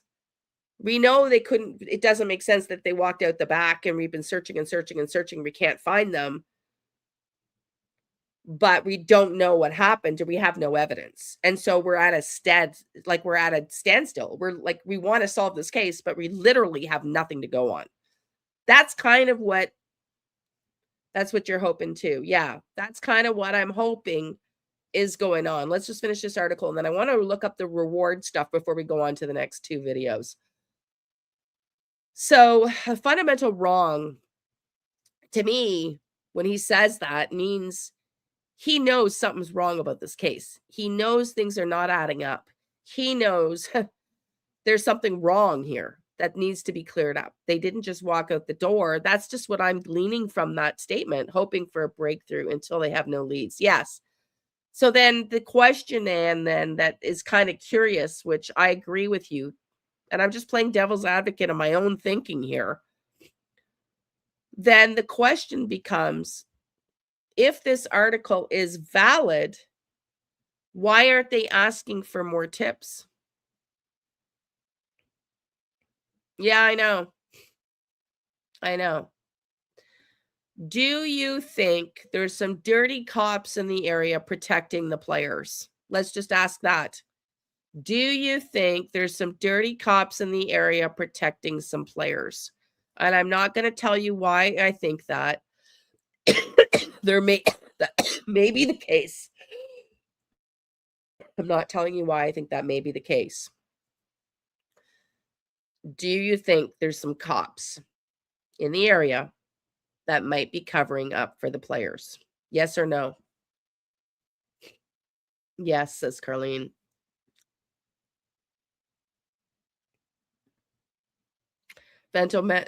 Fundamental wrong says parents or caregivers shouldn't hurt children. Yeah. Yeah. So 2 of you so far think yes. Anybody else? Say no if you think no. I'm curious. I'm not going to say why. I can't say why, possibly. Maybe I wish I could say why. I wish I could say why. There's only one person that I've told, Donna. Donna, you know what I'm talking about, maybe. Leanne, maybe they're seeing pieces in the crime. They don't know what the hell's going on. Yeah. I don't know if this helps. The Ellie part of the family. Is Ellie part of the family? I don't think so. Donna, do you know what I'm talking about? More strings to this bow and the criminality running in different ways. Sorry, I removed the comment. I'm using voice command. It's not going out properly. No worries, Carla. Donna, are you still here? Shit, I'm going to lose a lung. Oh, you're not sure? Donna, are you still here? She might have stepped out for a minute. Okay, let's keep reading. You're not sure. I wish I could say. I wish I could tell you. I wish I could tell you, but I can't. I can't.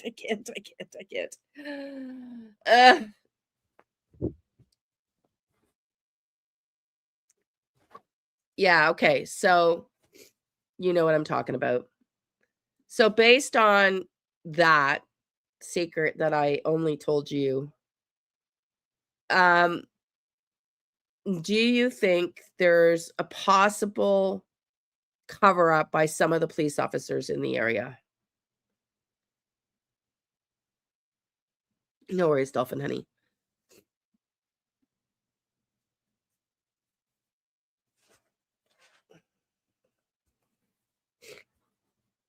I'm just gonna blow my nose while I.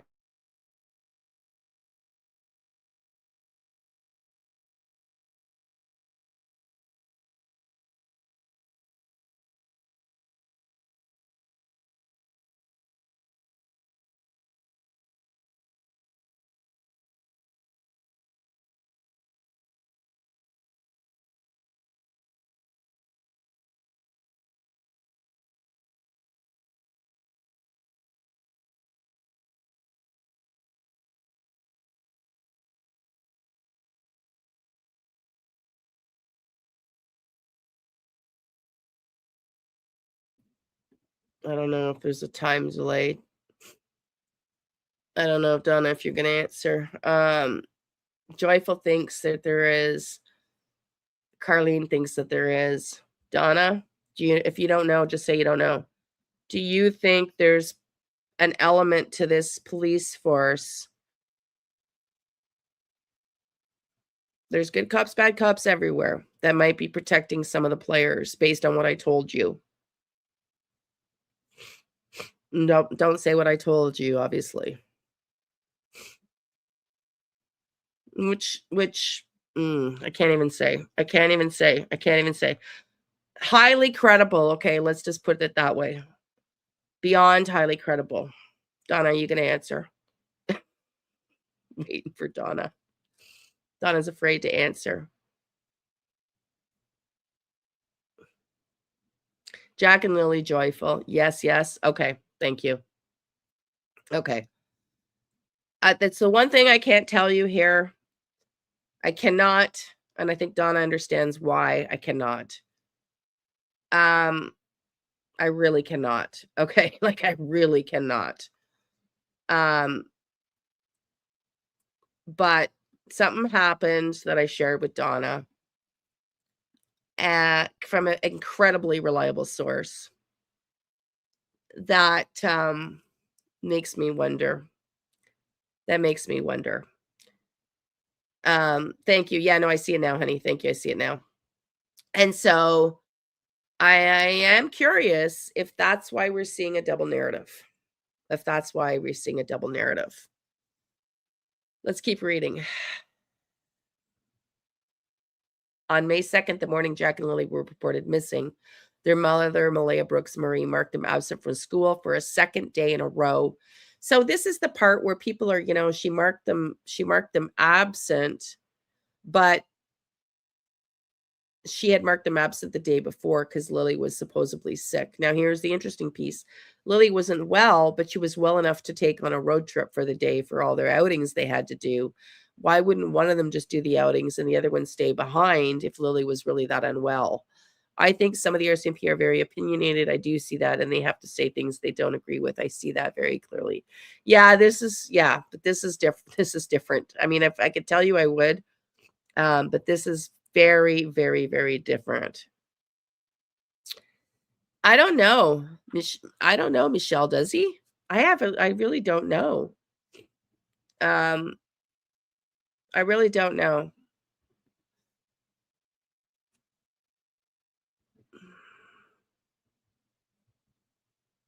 So she had reported them missing the second day in a row. At around 10 a.m., she called 911 to report that they had wandered off while she and their stepfather, Daniel Martel, had been dozing in bed with their toddler. Staff Sergeant McCann declined to speak about an investigative theory or theories because I don't think they have one. declined to comment because I don't think they have a theory. I really don't. Other than they have, I don't know. But he adds that they're making headway. So he declined to speak about investigative theory or theories in an interview at Nova Scotia RCMP headquarters in Dartmouth this month, saying all avenues are still under consideration, and he has to consider the impact on long-term justice should criminal charges be laid. But he added that police are making headway. I believe we have made ground when it comes to where things are heading and what we're finding out. So to me, that's 6 days ago. That's as if they're going down a new path potentially now. We're collecting information from all areas. We're assessing that, and it's helping us form pictures of what may have taken place. We're going to continue to work down that road. The Globe had previously reported on troubling issues inside Jack and Lilly's home, including admitted drug use by their stepfather, multiple black eyes on the children, controlling behavior that affected their mother, and other pressures brought on by the family financial struggles. The Globe's reporting also revealed that a provincial child protection social worker had visited the children's home to investigate a report of suspected abuse or neglect. Why did Daniel lie about that? Why did Daniel lie about that? I would absolutely need proof if there was, and I and my favorite brother may have did something. I would turn them in if there was proof. Yeah.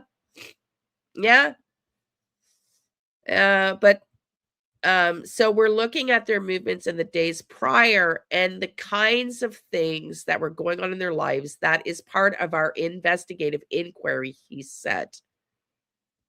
Both parents explained that the children's sudden disappearance the same way. So here's the thing that I'm getting consistently from both, though.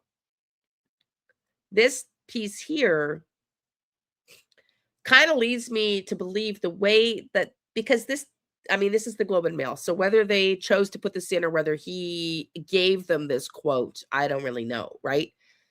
But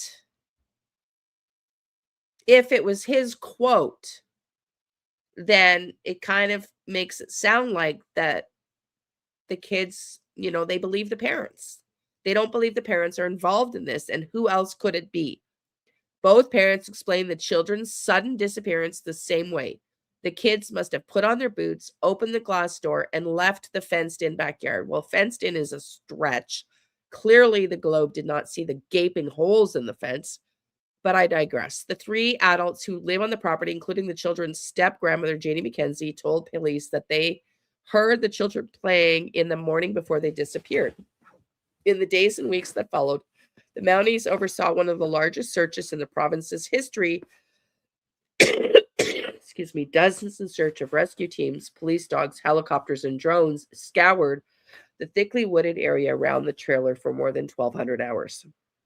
They reviewed thousands of surveillance videos, and human remains detection dogs poured over 40 kilometers of land.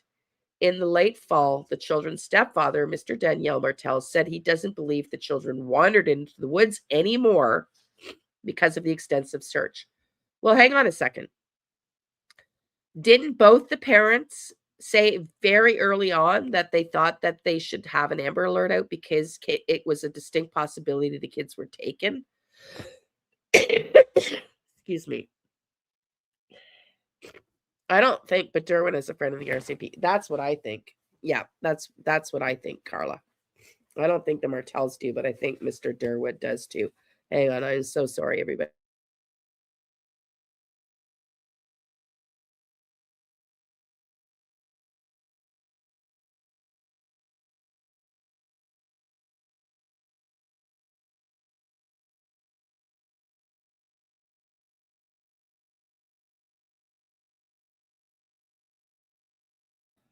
Okay. I don't think I'm going to make it to the second video. We're going to do one after this. Okay. Both parents have repeatedly denied involvement in Jack and Lily's disappearance, and court documents show they both underwent polygraph tests that found that they were truthful on all 4 questions that were not publicly disclosed. So they only answered 4 questions. So these are the parts where I am going to criticize the RCMP. I understand resources are tight. I understand getting a polygrapher out there is expensive. But for the love of God, they only ask them about unaliving, and they only ask them 4 questions. So, I think this is exactly where they went wrong at the beginning, trusting the parents. I'd like to know if they were asked if they planned to have the kids removed, if they would pass that polygraph. If they planned to cover this up and have the kids removed, if I would be curious to know if they would pass that polygraph. Yeah, they exactly, Krista. In her very first interview, which we can show here, she says right away that it could be that somebody took them. Exactly. Exactly. Well, that could be it. Well, that's the other problem. Could these kids have been stored away on one of their private properties that they're not giving them access to? Or they can't just go and, I don't know. I mean, when they're searching, do they need permission to go on private properties? Because were they denied access? We don't really know, other than when Please Bring Me Home went. Do we know if they were ever denied access to another property? Well, we can't even prove that positively, seriously. I don't take anything out of that. I don't know which part you're talking about, honey. But without answers, social media and online content creators have more than filled the void, sometimes mashing facts with misinformation and speculation. While these online communities help keep the case in the public eye, Staff Sergeant McCann said that they also can hamper the investigation. It takes investigators time and resources to look into tips garnered from what, in some cases, has turned out to be just a comment made on social media. Yes. So what they're saying is, here's what I'm picking up. You think Earl wants to tell? Yeah. They're basically saying, just because Daniel, this is what I'm getting from it, just because Daniel is lying on social media doesn't make it a crime.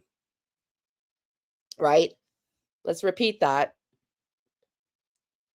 While these online communities help us keep the case in the public eye, Staff Sergeant McCann said they can also hamper the investigation.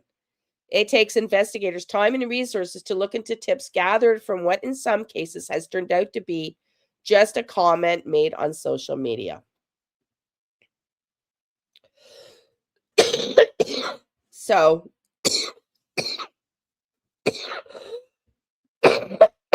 sorry, everybody. God almighty.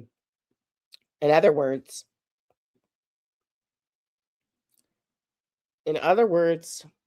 just because Daniels lied, just because Derwin's lied, just because Derwin's threatened people, just because their stories are inconsistent and changing back and forth all the time, is not going to be considered evidence.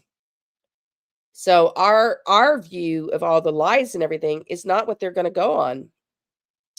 Anne says if they had asked Melinda who was the male she was communicating with prior to the children missing, they may have had a different result in the polygraph. Yeah, well, I'm wondering if it was Jordan Geddes now. I'm wondering if Malaya asked Jordan to help.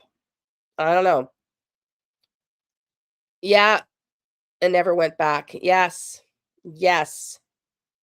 Yes, yes, yes. I agree, too, that Earl wants to spill the beans. That's really not good evidence. That might even be character attributes being, yeah. Well, exactly. It's not. But the point is, we're saying, on our side of the social media, right? We're seeing,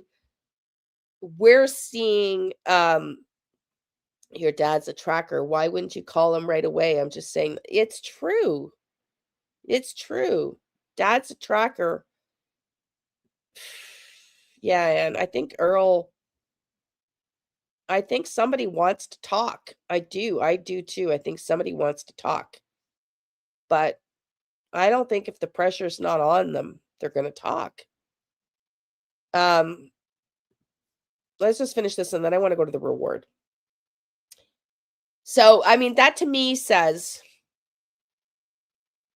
that while we look at like Daniel's lies and Janie's lies and the inconsistencies as gleaning a window into the character of these people, there's no way that they're going to be able to line those things up without the evidence to show legitimately. They're just statements. They're just statements on social media. And they might, if they were ever got to a court of law, show personality and character, the extent of the character with all the lies, but they're not going to get them a search warrant and an arrest warrant. It's just not the evidence they need. So Staff Sergeant McGann says he understands the urgent need for answers about what happened to Jack and Lilly, but cautioned that intensive major crime investigations take time to do things by the book and according to the Canadian Charter of Rights and Freedoms. We have to consider where the charges will be laid eventually. And that tells me they're thinking about potentially neglect or criminal charges. We won't stop until we have answers to what happened to Jack and Lilly. So I don't know. Mike demands not feeling nearly as positive about that article. I'm going to go in and I want to look at RCMP rewards for missing people.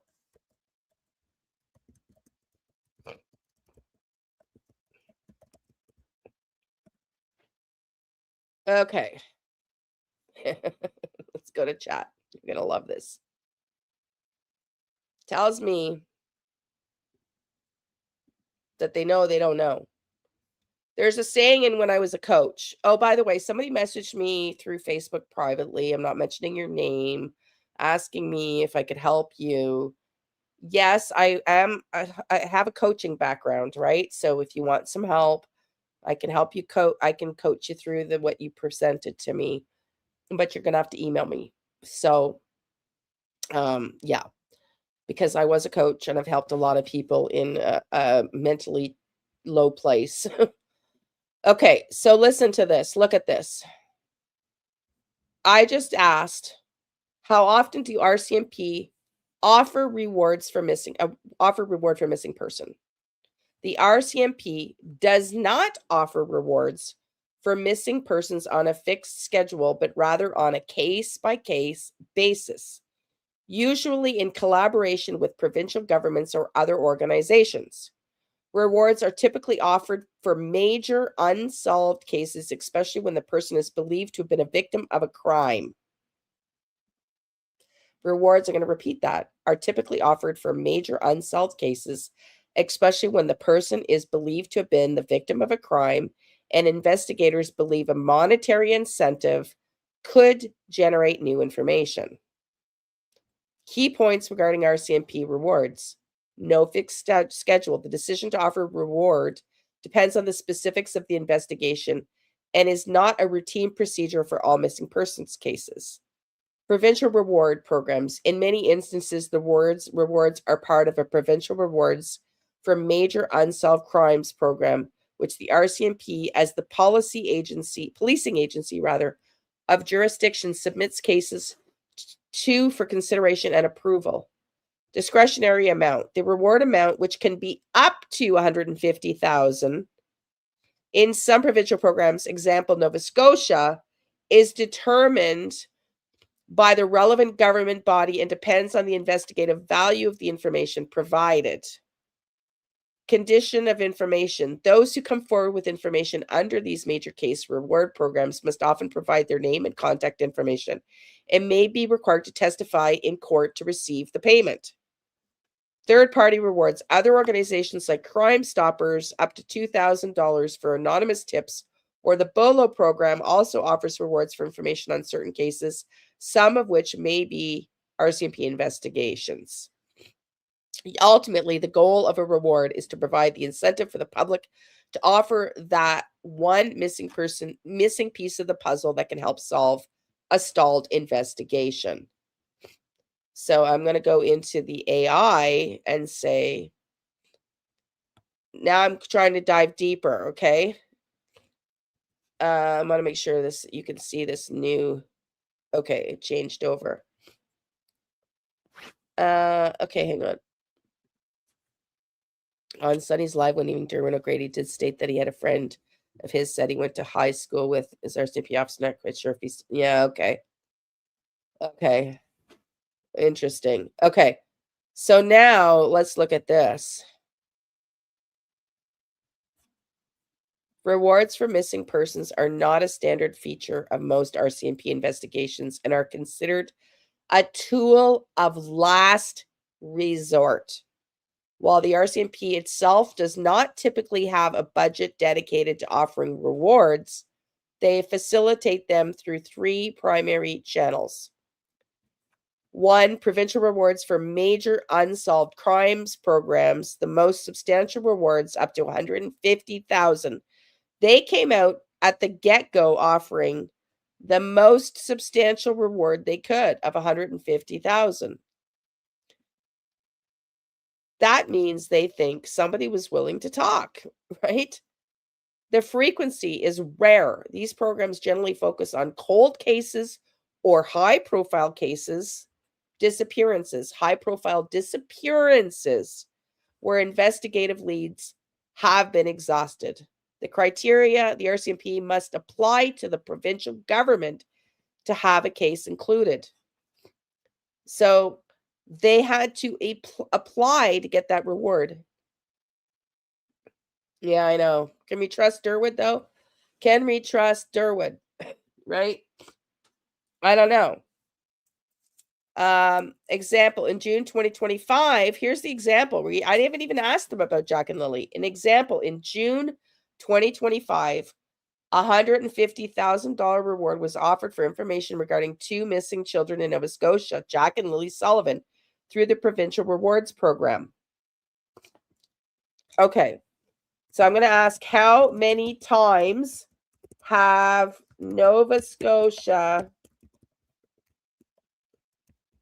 RCMP offered reward for missing person?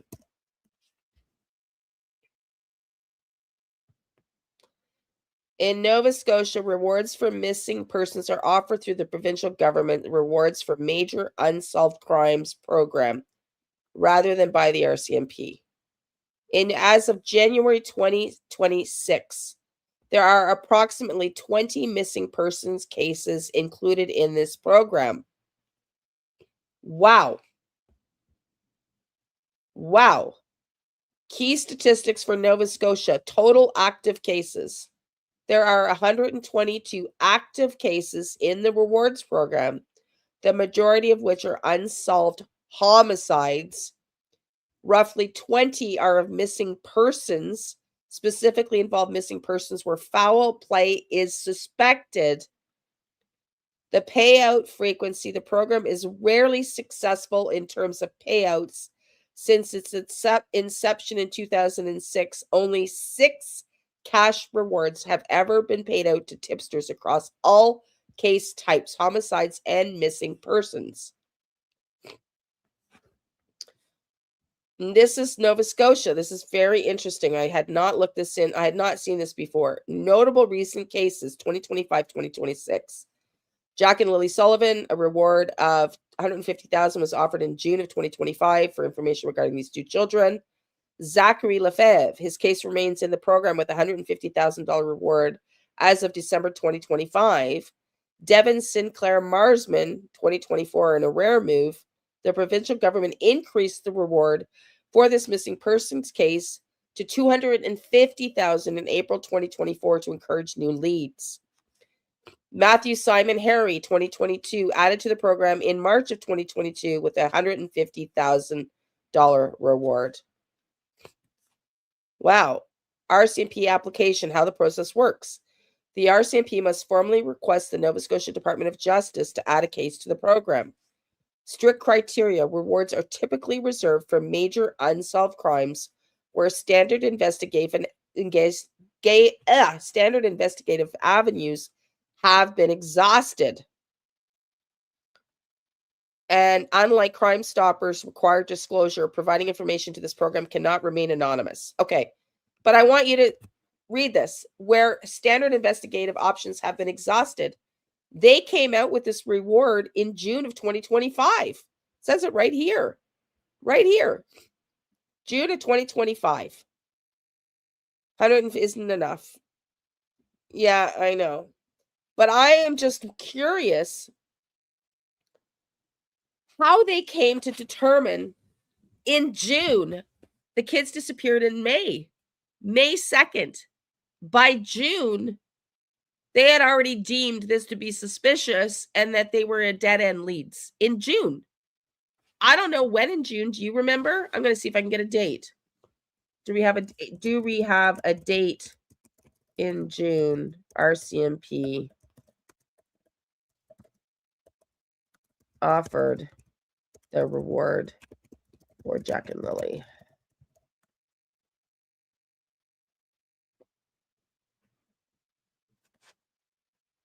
June 19th.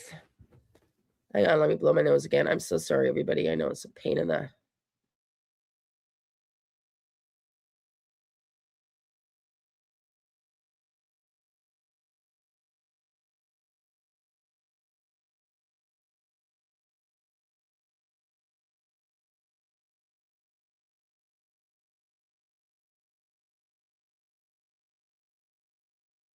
It's cold. It's going to be the enemy.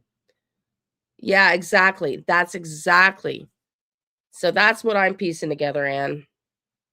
Based on what I was told by one of them on the phone, based on what we're learning here, based on that 30-second slip of information that I don't know how that creator, I'm not even mentioning their name, we showed it here, found a document that I don't think was supposed to be, she was not supposed to have, in my opinion. I think she got it illegally, which is why I only showed it very, very briefly, of them saying unofficially, oh, I'm still muted. I'm still off this camera.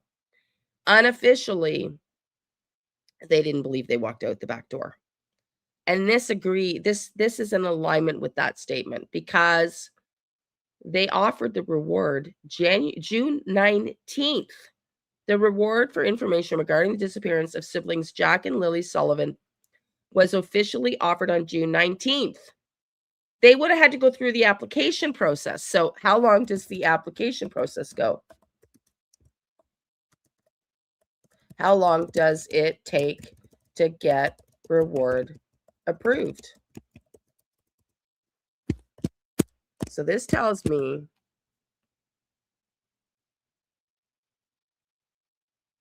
it takes time to get the reward approved, depending on whether you're using provincial. Okay. In the case for the large $150,000 reward offered by Nova Scotia Department of Justice, the approval payout process is a long-term commitment, not a quick transaction.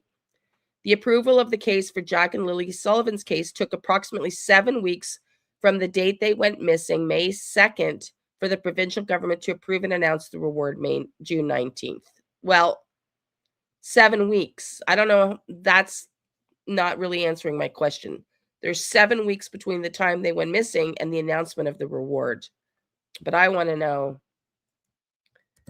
how long would it take to get the reward approved? Maybe I got to word it differently. Because there's 7 weeks. If it takes 2 weeks to get the reward approved, they knew 5 weeks in. You see what I'm saying?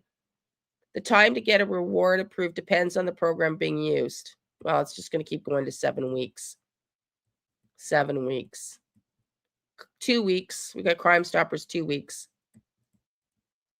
I don't know. I'm not going to get an answer, but hang on.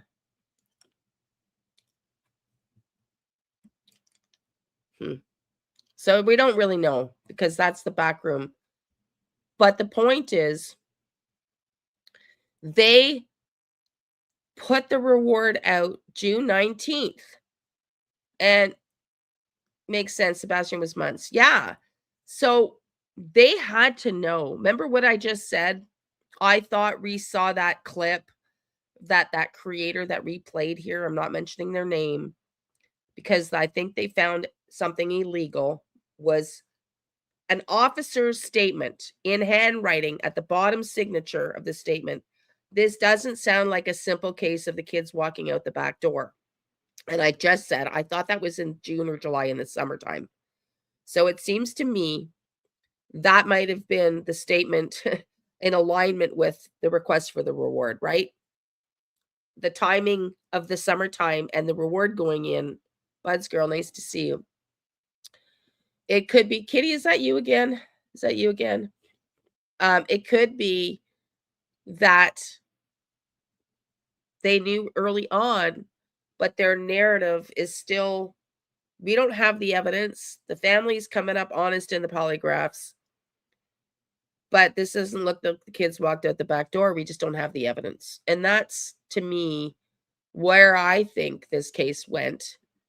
And hopefully this article is saying that they're going to go in a new direction. That's what I'm hoping. Hey, Kitty, why'd you change your name, honey? Why'd you change your name? Okay, I'm going to play one video here because I think it's really important to the very beginning of the timeline. We're going to play one video and then I'm going to call it a day because of my cold.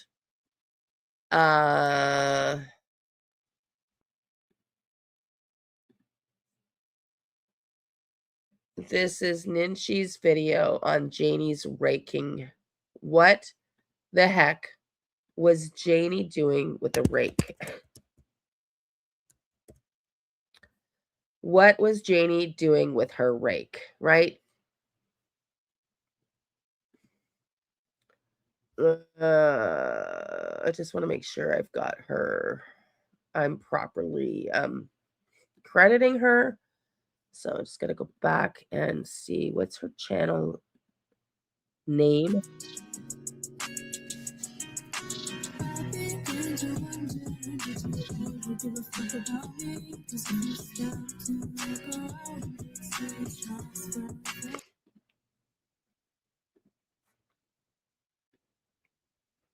Hang on.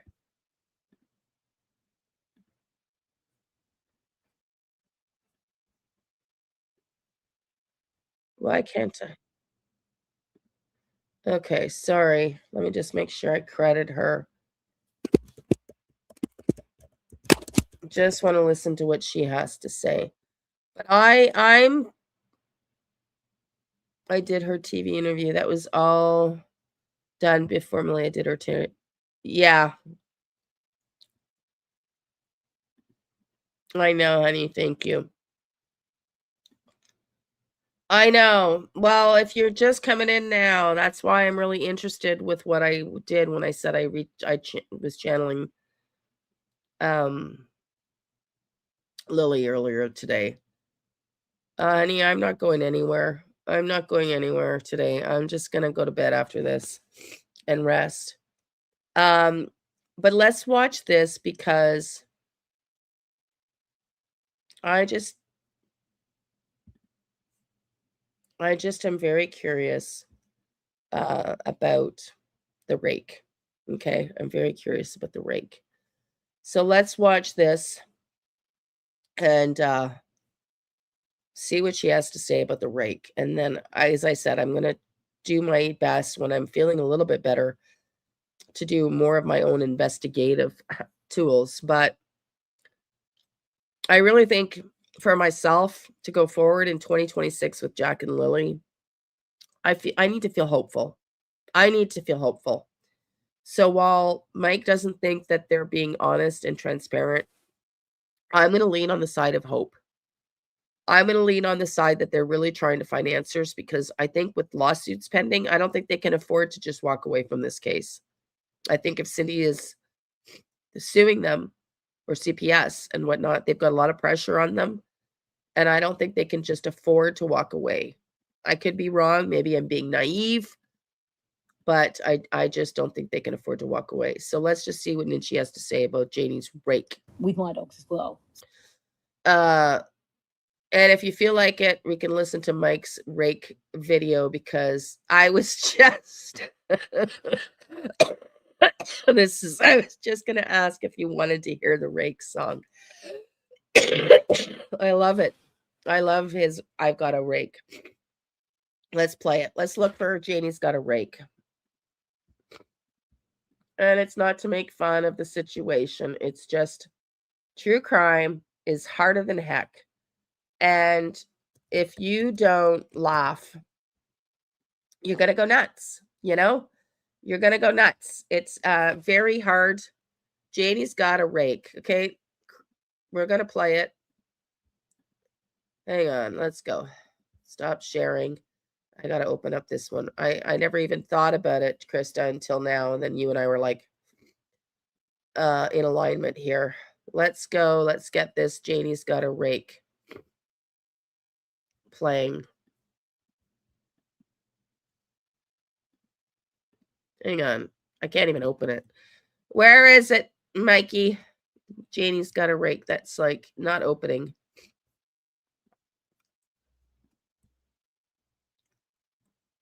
Trying to find it. Why is it not opening for me?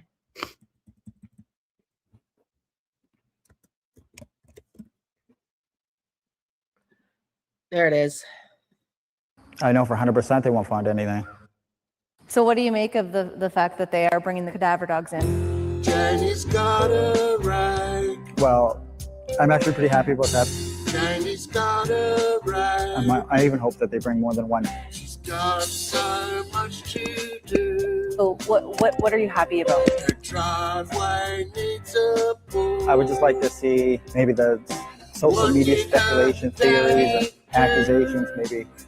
They're not going to stop, but slow down. Because at this point, they're getting ridiculous. When Daddy was arrested, they found him on the pipeline trail.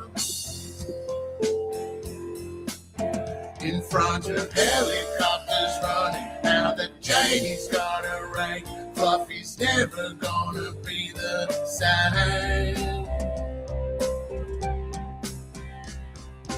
Daniel's so fake, now what's he gonna do? Was he building a fence or clearing for a pool? Did the kids go to sleep at 10 or at 8? Little Danny boy can't escape his fate.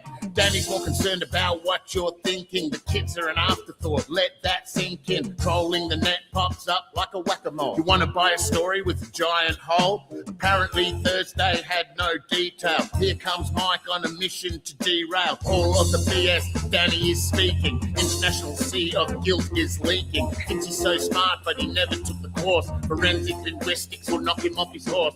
Shout out to Tint for the 4K drone shots. Now it's clear that his house is in earshot. Mystery car running trips through the night. Observed by Wong, he could even see the headline. Victim blaming is degrading the children. He's more concerned about the world's perception. Girl after girl, he receives rejection. At least he's got his mum when he needs some affection. Janie's got a rake. So are you thinking that the dogs will go in there and won't find anything? Janie's got a rake. I know for 100% they won't find anything. She's got so much to do. I didn't do anything. Her driveway needs a pool. I know Malaya didn't do anything. I know my mother didn't do What anything. did her daddy do? Those are 3 people on the property. What did he put Jack and Lilly through? I mean, after the polygraph exam, they should have known right there. We didn't kill any of the kids. They found him on the pipeline trail. We didn't kill any of the kids. We didn't kill any of the kids. In front of helicopters running, now that Janie's got a rake, Fluffy's never gonna be the same. We didn't kill any of the kids. Danny's on the roll, now he can't stop speaking, plugging up the holes, but his ship is sinking. Thursday was just an ordinary day. I just spent 20 minutes trying to explain that nothing didn't happen and there are no details. Stupid dog handlers, they ain't gonna sniff trails. 100% they will not find nothing. That's a double negative, you dumb butt muffin. I was awake and asleep at the exact same time. Hang on, is Malaya's story lining up with mine? No cars were towed, but it's not at the impound. It wasn't in my name and the car makes no sound. This is a case of abuse and negligence. Jack and Lilly are the victims of its consequence. Victim blaming is the mode of the family. You never hear anyone take responsibility. There were 3 adults on the block that night. People don't just vanish. Get that right? Like John Benet Ramsey, there should be an indictment. And Janie is to blame for your incitement. You put up a wrench, but what the hell for? Like a bear can turn a handle, but not slide a door. Your incessant rambling is a gift to detectives. So many contradictions, your tale is defective. Janie's got a right. Filled notebooks with just trying to help them find leads or got a right. give them any kind of small detail, answer as many questions as I can, and you know, I'm doing everything I can. So why do you think this step is necessary? What did Danny do? Well, it just rules out one and brings the book a little bit closer to being They closed. said when Danny was arrested, they found him on the pipeline track. I'm not going to say I'm doing well, but doing better than I was at the start, I guess. Helicopters running, now that Janie's got a right. Fluffy's never gonna be the same. Tell me about the toll, like what you were just mentioning earlier about social media. Yeah, social media has been quite a circus, we'll call it. But I can't control them, and they're free to judge. And there is such a stark contrast right now between where his mind is at and where the minds of the people are who want to know what happened to Jack and Lilly. And that is the only thing that we want to find out right now. I love that song. Mike did such an amazing job with that, in my opinion. He does say butt muffin. Carla, maybe I'll do that tomorrow. Do you want me to do it today? I just don't know how long it'll take. But it's a great point, is to see if we can pick up the, if chat can pick up the idiosyncrasies. When will I try to do that for tomorrow? Because I want to just play Ninshi's assessment. Mike did not make that video. Oh. Who made it? I mean, it's his channel. It's on his channel. Absolutely. Okay, let's play this, and then tomorrow. The reason I wanted to start here is, in my opinion, just my opinion. Mike made that video. Yeah, he did. No, he didn't make the song, though. He probably used, like Donna does, is like it's an app, right? Like I don't think it's his singing. He just typed in the words and had the app, like an AI thing, create the music, I'm guessing. But it's hilarious nonetheless. Okay, so Ninshi here, it's one of the 3-part series. I made it under Mike's guidance. It's one of a 3-part. Oh, you made it. Thank you. It's one of a 3-part. Thank you. Thank you. Well, that's amazing. I'm Western Australia, just happened to be up late, which is not normal for me. Wow, welcome in. Congratulations. That song, I love it. I love it. I love it. Sun Cycle, great work. If you want to do another one, feel free. Do one for us. Okay. I am I know, I get it now. I thought it was AI. I was just assuming. Thank you. You're definitely not AI. Thank you for doing that. That's amazing. Amazing work. I love that song. I think it's hilarious. And let me ask you this. Did Mike tell you what to put in it? Like, did you know aspects of the case before you were making that song? Because I think it's brilliant. I'm just going to blow my nose again, and then we're going to listen to Ninshi's take on the rake. And the reason I think the rake's important is because who freaking rakes a muddy laneway in front of a dog that doesn't like the kids, so the kids can play in a pool on a muddy laneway, not a lawn, which is not even legal in Canada. You have to have pools fenced in, no matter how big or small. So it's not a legal pool if she was putting it there. On the night the kids go missing, The chances of that being legitimately her filling potholes and not covering up something that happened or evidence that was in that laneway, in my opinion, are like none. In my opinion, something happened in that laneway the night before when the neighbors heard the car going back and forth and Janie's rake was covering something up. That's just my opinion. And so that's why we're starting here. Let me blow my nose before we get into this. So I have 2 little 1-year-old dogs who are in crazy mode because they love hanging out together. So you may hear some craziness in the background. I also want to just offer an apology for members. I know it's been a little while since I put a members video out. I will try and make that my focus for the first week of the new year. I know there are times when I get behind the 8 ball and I'm trying to catch up again right now. I also want to say a huge thank you to those people who've been supporting me through Super Thanks and Buy Me a Coffee. You are getting me just that little bit closer to getting my MacBook, which will make life so much easier for me with this channel. For those people who are not aware, I have links in the description for this video for my Buy Me a Coffee, which is just a small way that you can support my channel. There is also a link for my Patreon page, which is free to join and has the documents for this case if you wanted copies of the documents. Thank you. And they're all free to upload as well. Well, welcome in. Thank you for being here. You did an amazing job, Sun Cycle. Thank you. It's so nice that you came here while we were playing that song. I love it. I could listen to that song over and over again. I really love it. And to me, it's so critical because I think that says the story that something freaking happened the night before. You know, it doesn't make sense. I'm Canadian. On May 2nd, my girlfriend Sharon is not really into this stuff, but she's from Truro. And she's willing to come in one day to tell us what the weather was like out that way. It's like not that far away from where they live, where she is. The weather pattern's the same. This is Canada, folks. We get a lot of freaking snow. And Nova Scotia gets more snow than we do here where I am, okay? Lots more. And they had a lot of freaking snow last year. A lot. There's no way in hell on May 2nd it's warm enough in Nova Scotia for a pool. There's just not an effing chance, okay? There's not a chance in hell. There is no legitimacy to that statement, in my opinion. None. None, none, none. What was Janie really doing the night before in the laneway, in my opinion, was covering up evidence. She had to be covering up evidence. So let's listen to what she has to say.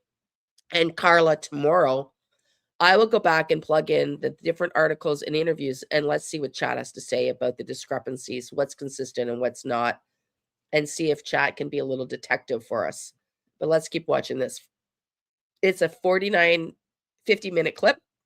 We're going to listen to that, and then we're going to call it a day.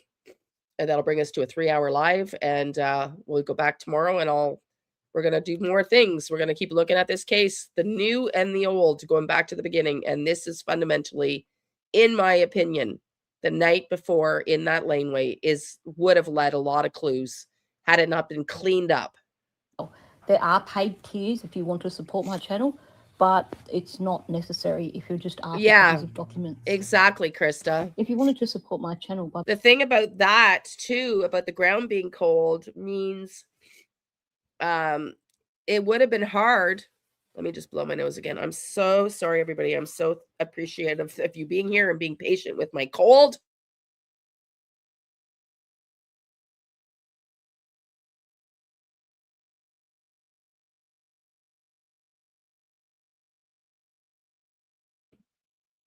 The ground would have been cold, which another aspect is interesting and needs to be considered. Okay. The ground would have been cold and it would have been frozen.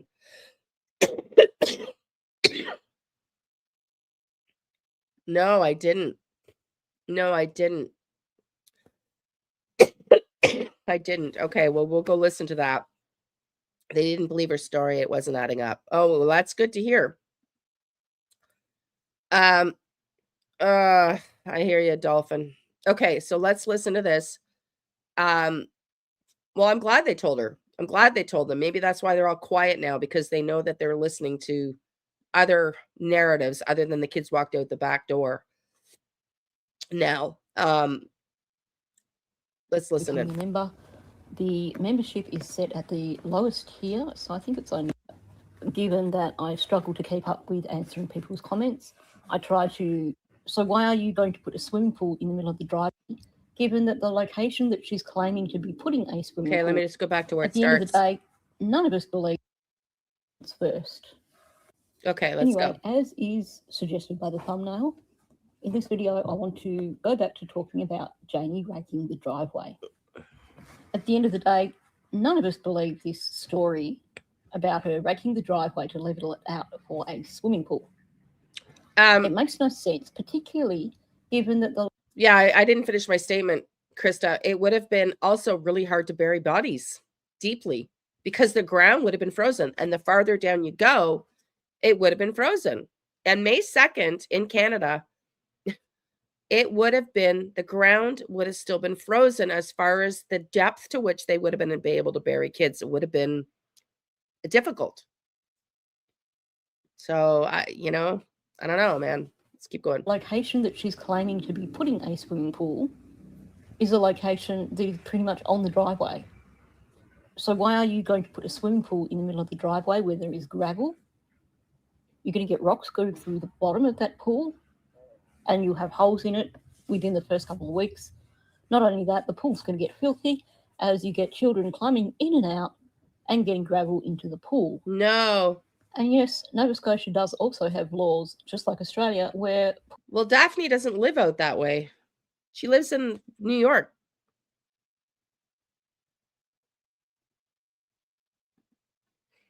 That's a great point, Women's Warrior. They could have been put in the back of a car. Yes, they could have been. That's a great point. I hadn't even thought about that. But Daphne doesn't live that way.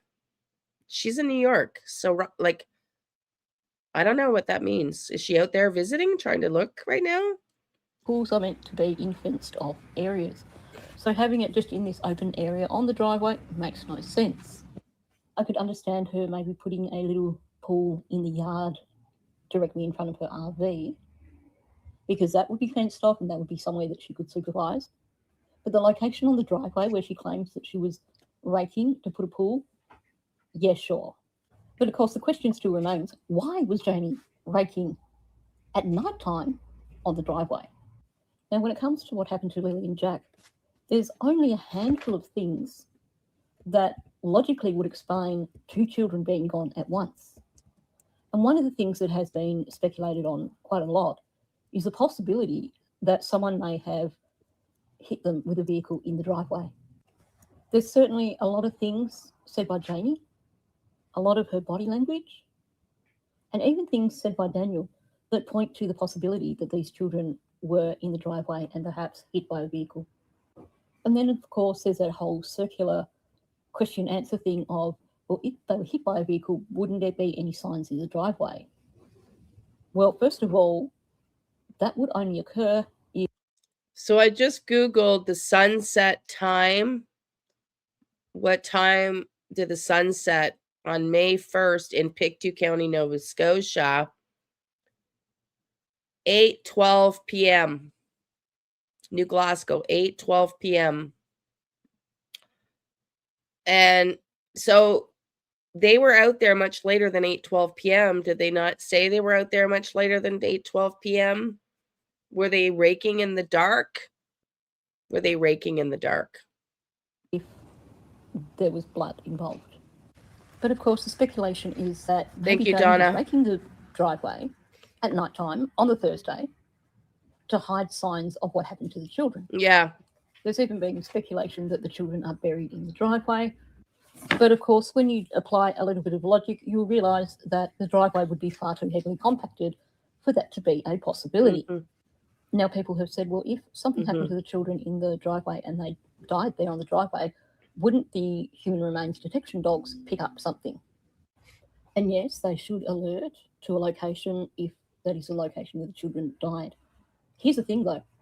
The media release that was put out didn't specifically say that the dogs never alerted. All they said was that the dogs failed to find human remains. They did not find Jack and Lilly.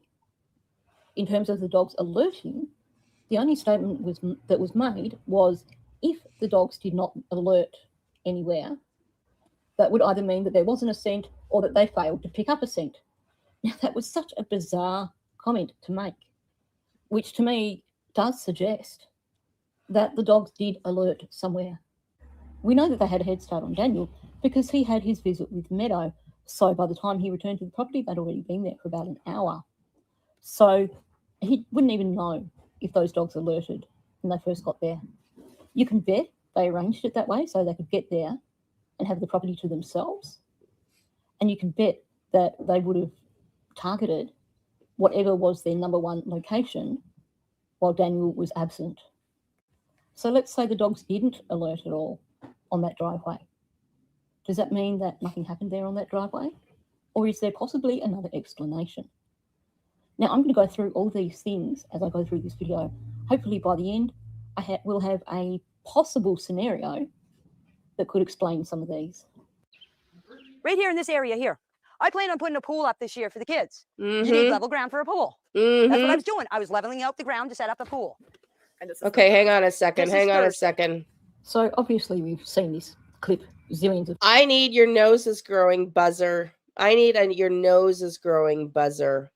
I say to Janie. Putting up a pool. Putting up a pool, eh, Janie? Okay. Yeah. Times we've heard this clip zillions of times. So it really doesn't require much commentary. Just want to point out she's showing this as the area where Malaya was standing also. And the reason that the reporter had to clarify, and this was Thursday, is because of her explanation. The one where she's talking about Malaya standing in this location and then she was raking gravel. And it does sound like the two things were simultaneous pretty much. Thursday, they were in town. When they came home, I came out of the trailer. Jack was sitting beside the little playhouse. The little the little what am I gonna say? What am I gonna say here? The little digging worms with Lily. Jack said, Granny, I found a worm. I found a centipede. I said, good boy. You keep looking. I went over and I started raking in front of my RV where I found Malaya standing. I was raking some gravel out of the bank to smooth it out to put a. Okay, I just heard a slip. Did you hear that? I was raking there. I was raking there, she says. Let's listen to that again. I was raking what? Their blood up? And then she was raking gravel. Listen and it does again. Sound like the two things were simultaneous pretty much. Thursday, they were in town. When they came home, I came out of the. Okay, you sound like, okay. It sounds like she's reading a script. Thursday, they were in town. I want you to catch the word there, though. I was raking there. Their what, Janie? Their blood?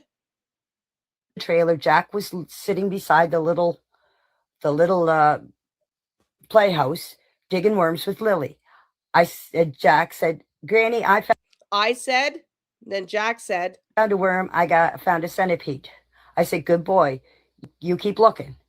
I went over and I started raking in front of my RV where I found Malaya standing. I was raking raking their. Raking my there. What was she really going to say there? Did you hear it? She was going to say, I was raking there. What was she really going to say there? I'm going to rewind that another second again. Listen. Centipede. I said, good boy. You keep looking. I went over and I started raking in front of my RV where I found Malaya standing. I was raking their some. There what?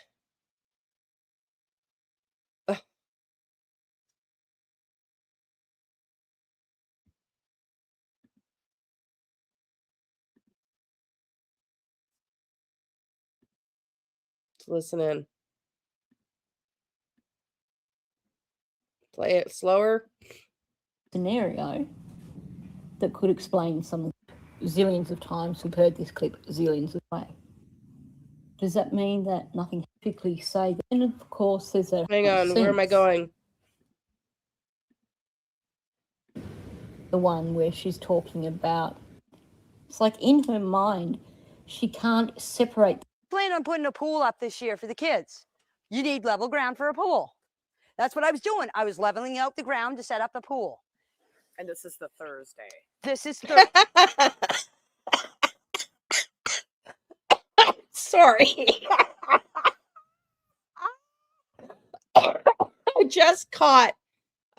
Sorry, I'm dizzy from coughing now. I just caught the reporter. I was raking the ground to put a pool in, and then they show nothing but dirt.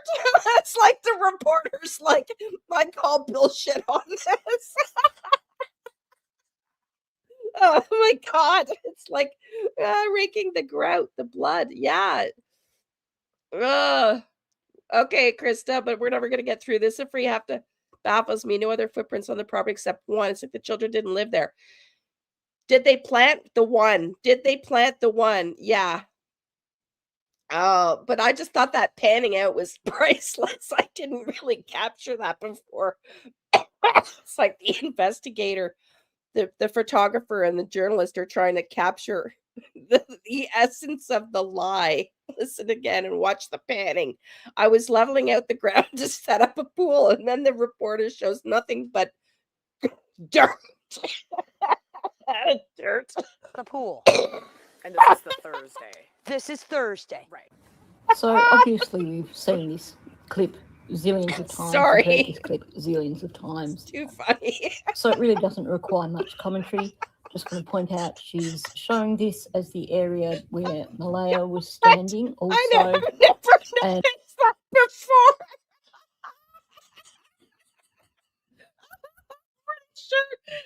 I'm pretty sure the reporter didn't believe her. What do you think?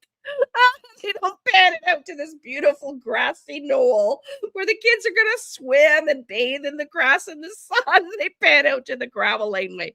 How effing priceless. And the reason that the reporter had to clarify this was Shit, Thursday I gotta stop calling. is because of her explanation, the one where she's talking about Malaya standing in this location and then Yeah, she was in the raking rain. gravel. Yeah. And it does sound like the two things were simultaneous pretty much. Thursday, they were in town. When they came home, Listen I to came out of the this. trailer. Jack was sitting beside the little The little what? playhouse digging worms with Lily. Jack said, Granny, I found a worm. I found a centipede. I said, good boy. You keep looking. I went over and I started raking in front of my RV where I found Malaya standing. I was raking there some gravel out of the bank to smooth it out to put a swimming pool. That's the only thing I did, was break a little gravel out of the bank to level it out for a swimming pool. Now, I do think this is leakage because the way she says, I started raking in front of my RV where I found Malaya standing. It's like in her mind, she can't separate. She's making a really great point. Why is, yeah, right. Could the ground be any more level with the camera view? Laugh my ass. It's funny, but it's not funny. I know, honey, but we got to laugh when we can, you know? Yeah, she told us the pool was for her dog. Yeah, exactly. She also says the bank as in a water reference or money reference. Yeah, but I'm also wondering if there was evidence in the embankment as well, right? Was there evidence in the embankment as well? Interesting. Let's keep listening. The two things. She can't separate Malaya standing on the driveway in front of her RV with her having to rake the gravel. Now, of course, the official story from Janie is that she found Malaya standing out on the driveway and Malaya's like, the children are missing, and she's like, how long? All that. And why does Janie insist on bringing Malaya into this narrative where Malaya was standing? You know, it's like Ninchi's saying, it's like she's trying to implicate Malaya in that statement. Why, Janie? It's like what Mike would say when you offer or deception detective. When you over-explain, you got to raise your eyebrows. So she's over-explaining. What does raking have to do with where Malaya was standing? Nothing. Nothing. They weren't even at the same timeline. Malaya was in bed when you were raking. So why is there an over-explanation there? That tells me that she was covering up what evidence there was, and that's what she was raking, and now she's going to try to blame it on Malaya. That's how I interpret it. Tell me what you think. Yada, yada. So Malaya standing on the driveway is connected to the children going missing. So here she is melding the two things together, the children going missing and her raking the driveway. In her mind, she can't separate them. Of course, she claims she was raking the gravel on Thursday evening, whereas Malaya was allegedly standing on the driveway Friday morning. But if we are to believe that something occurred to the children Thursday evening, then we need to shift Malaya to standing on the driveway Thursday evening, in which case it makes sense that she is associating Malaya standing on the driveway and something happening to the children with her needing to rake the driveway. But note also how much trouble she's having getting this sentence out when she's talking about actually raking. She starts with, I was raking my ground, and she doesn't quite finish ground. And then she tries to correct herself and she says, raking there some gravel out of the bank to smooth it out to put it in a swimming pool. Now, it's interesting that she does say raking there some gravel, like corrects herself some gravel after saying there, because I think this is definitely leakage. The way she's stumbling over her sentences here is really telling. She's trying to sell one story and her brain is sabotaging that story big time. Now, you could say, well, she's saying that she raked there in that location. But when you listen to what she said, she's already established where the location is. I started raking in front of my RV, where I found Malaya standing. This second statement, she's trying to actually give the reason for raking, because when she finally gets around to it, she says she's raking gravel out of the bank to smooth it out to put in a swimming pool. So that particular statement is about why she's raking the gravel, not about where. So when she says, I was raking my ground, and then pauses and then changes to raking there, and then changes again to some gravel, she's talking about there as in belonging to somebody, connected with somebody, not location. And we know that because the topic of the sentence, the statement, is she's doing it to put in a swimming pool. It's all. What was she raking evidence up? Was it their blood or their footprints? But she's definitely referencing, I was raking something from the kids, their blood, their footprints, something about these kids. About the reason for raking. So she doesn't need to reintroduce location because that is not the reason. So she's trying to establish that the reason she was raking was because she was going to put in a swimming pool. But while she's trying to say this, she said she's raking there and then some gravel. So she's raking there something. So she's raking something that is connected to somebody, and it is with regards to the gravel. Listen again to what she says here. I was raking there some gravel. I was raking there some gravel. It's really clear that she says raking there. And the fact that she has to correct herself shows that it's a mistake. This was something she was not meant to say. Given that she's already given. She wasn't raking afterwards. She was originally claimed to be doing potholes, filling in potholes, which I wish she'd just stuck. I mean, for her own sake. I mean, I guess I shouldn't say I wish because I hope they get caught. But for her own sake, she probably should have stuck to that storyline. It was a lot more believable than raking for a pool, you know? So, but yeah, Vicky says Women's Warrior also first thought the dog got cat, but then knowing Malaya has been planning on leaving for 2 months, it changed my mind. Yeah. Well, in the dog attack, you think that the witnesses, the neighbors would have heard the dog, like that's also why, why is there no yelling or screaming from these kids? It's just interesting. Given us the location, she's definitely not talking about location here. So it makes me wonder if there was something on the driveway connected to what happened to Lily and Jack, and she was raking that to get it out of the way or to cover it up. But I don't think No, that she was actually trying to cover it. Okay, I just get a hit. I just got a hit. I think she did rake away evidence, and I know it seems like an obvious thing, but I mean, she's telling us. She's raking away evidence and then pulling the dirt down from the side to refill the laneway in. Do you know what I mean?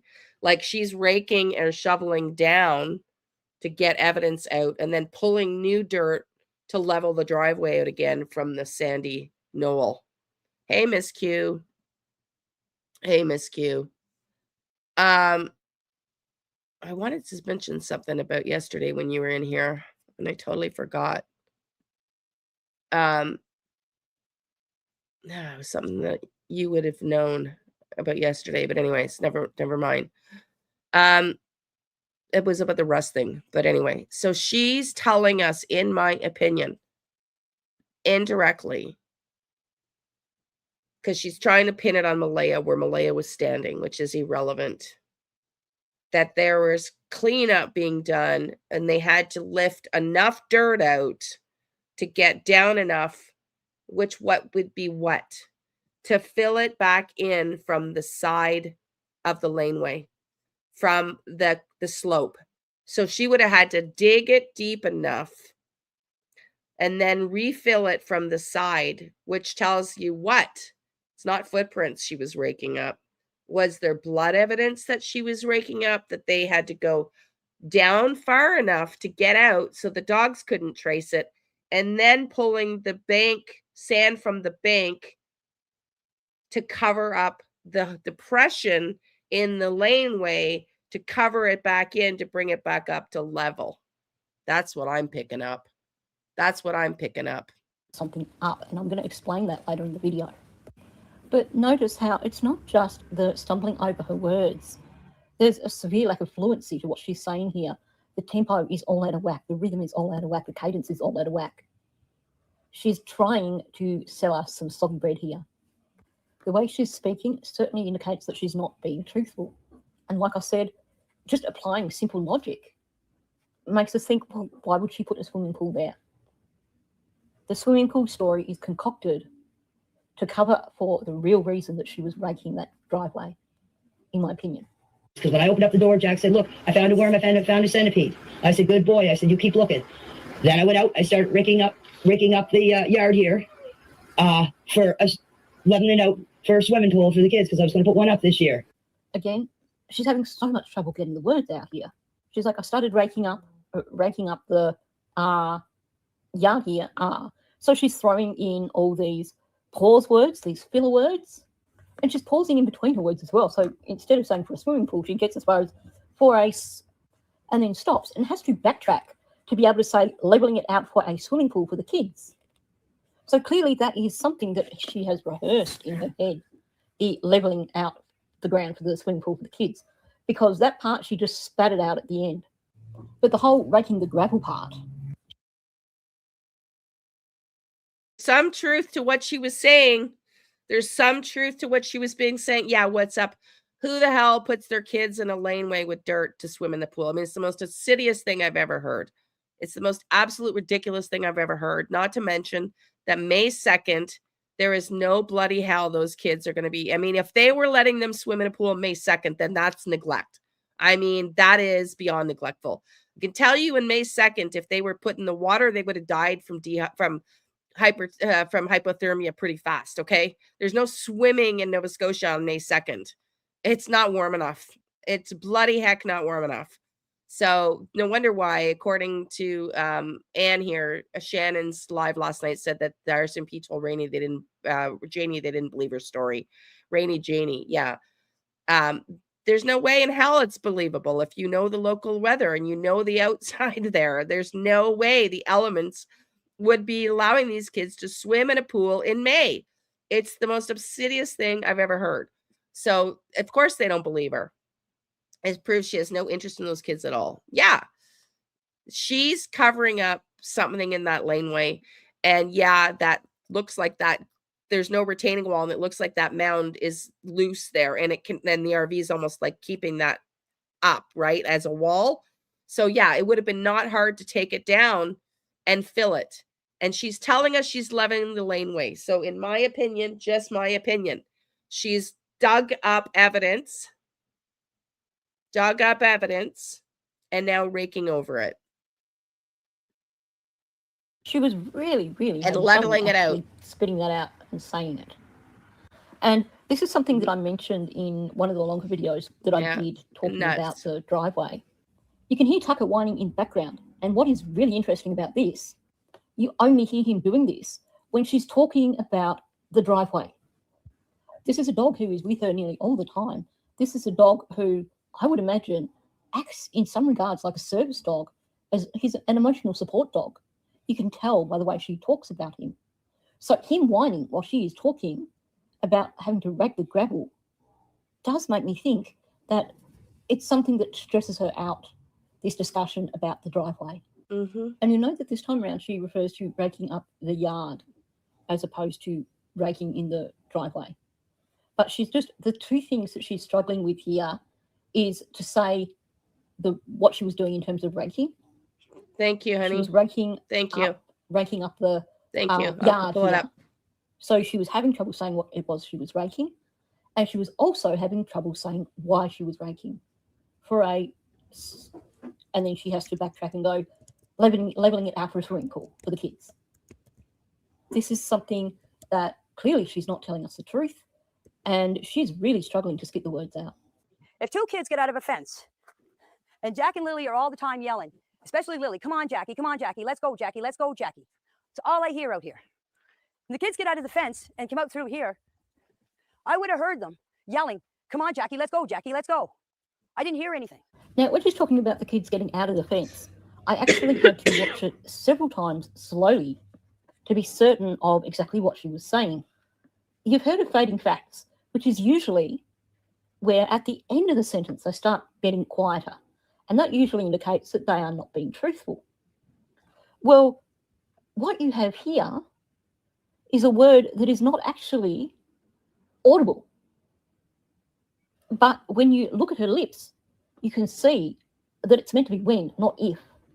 So she's just finished talking about all she hears is, come on, Jackie, let's go, Jackie. And then you hear the kids get out of the fence. And I've slowed it down and I'll play it for you at the end. I'll play you normal speed and then slowed down speed. And watch her lips. Because basically the when is there, it's just not audible.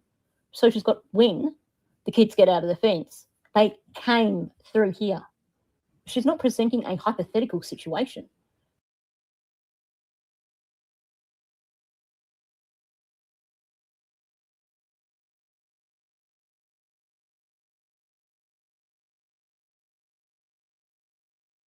She's saying they did do this.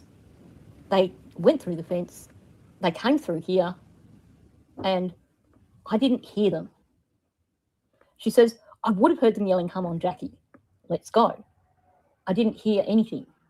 So what's interesting there is that she says, I would have heard, which takes it back to being a hypothetical situation.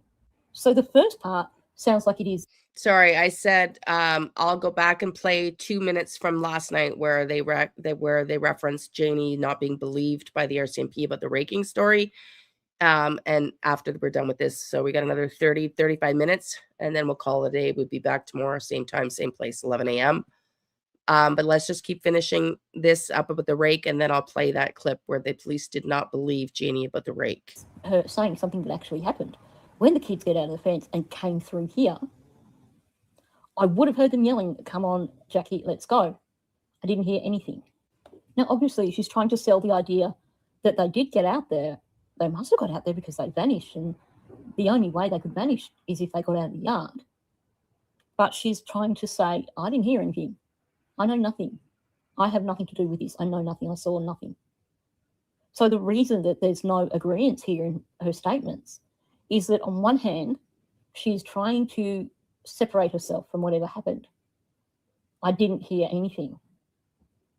But at the same time, at the start of what she's saying, she's referring to what happened.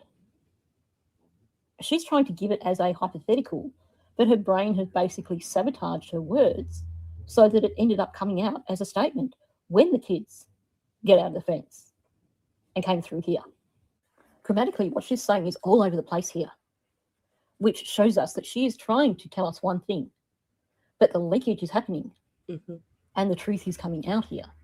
She's admitting that they definitely did get out of the fence and get onto the driveway.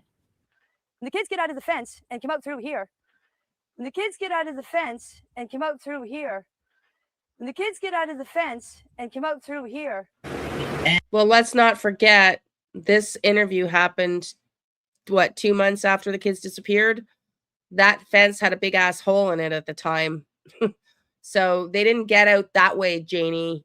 They got out through the gaping effing hole you irresponsible bunch of adults left for them to get through. And, I'm going to say something that I've never said before, but I'm not so sure that that fort, that they weren't locked in that fort, tied in that fort for a place to give mom and dad a mental break.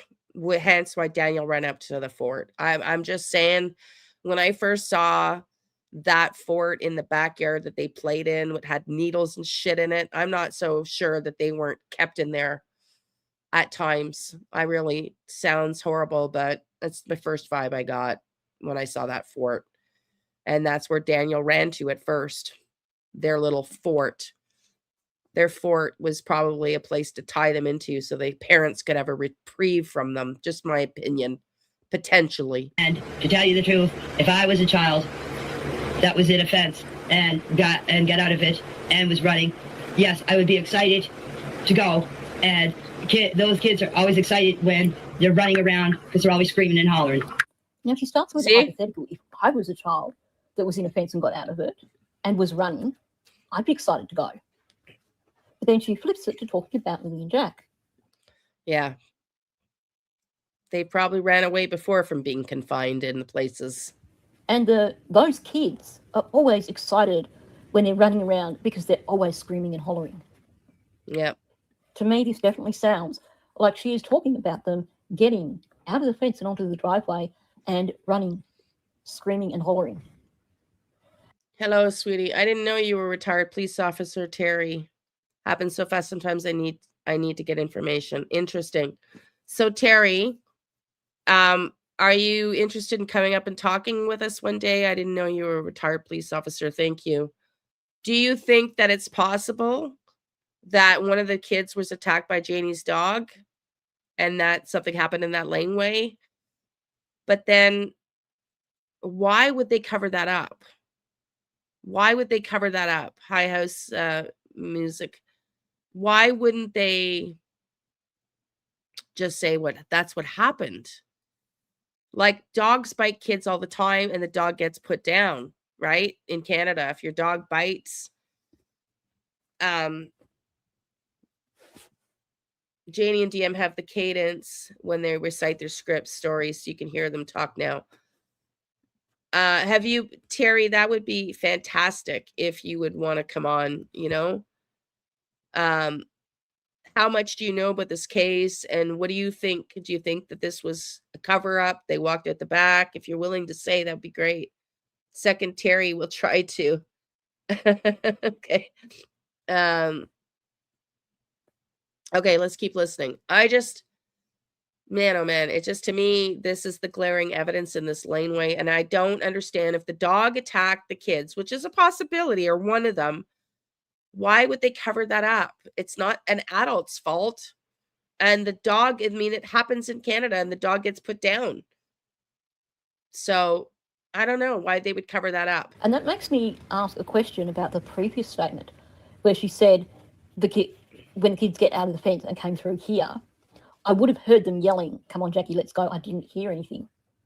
Is she, in fact, is that a bit of a Janie comment where, in fact, what she's trying to say is that, yeah, she heard them, but she didn't realise that they had gotten out of the fence? Well, if you're interested in following, we're going back from the beginning here, and the statement that was made the night that the neighbors were said, and it's in the police reports and the news reports, that the night before the kids were reported, I'm going to need to read everything before I can. Okay. Can you email me, honey? That would be, I would so appreciate that. That would be wonderful. I'll send you my email now. And if you're interested, that would be wonderful, because there's absolutely one of the very first statements was that people had seen the grandmother where the kids lived out the night before, out in the yard in the laneway, and she said at first she was filling in potholes, and then she said she was raking. In May 2nd in Canada, you're not raking for a swimming pool in Canada. There's not a chance in HELL. The weather is warm enough to rake. Yeah, even better that you know nothing about the case. Okay, so I said she should have said she was putting in the dog. Yeah, it would have been more believable, but I'm so glad. I'm so glad she said something that's not believable, Michelle, right? Same in America. If a dog bites a family member, automatically the dog's going to be put down. Exactly. So there's no reason. Hey, Donna, you typed it out wrong. You typed my email out wrong. There's no A there. There's no A at the beginning. Thank you. So I don't know why that would, if that happened, there's no reason to cover that up.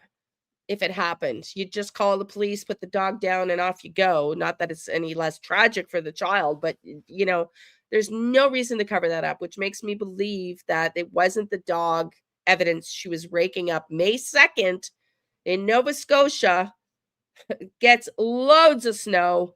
There's not a chance in HELL. You were raking for a pool, and you're not putting a pool in a muddy laneway on May 2nd.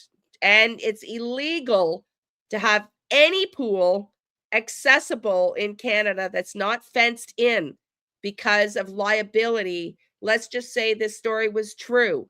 Let's just say they were raking for a pool in the laneway, and some other kid wandered off and drowned in the pool. They're liable. Google the date and time and location, and it will have that information. Yeah, no, we did the time for the weather. Yeah, that's a good point. Okay.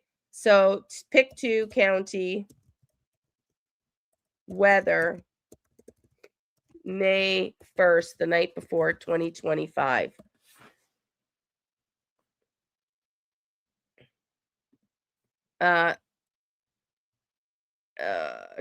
To trying to get, it's saying as of today, January 3rd, 2026, the specific forecast for May 1st, 2025 in Pictou County is a historical data point, and precise daily forecasts are not typically available that far in the past through current weather services. However, based on historical averages for May in Pictou, you can expect cool and potential damp conditions. The daily high temperature ranges between 10 to 15 degrees Celsius, 50 to 59 degrees Fahrenheit.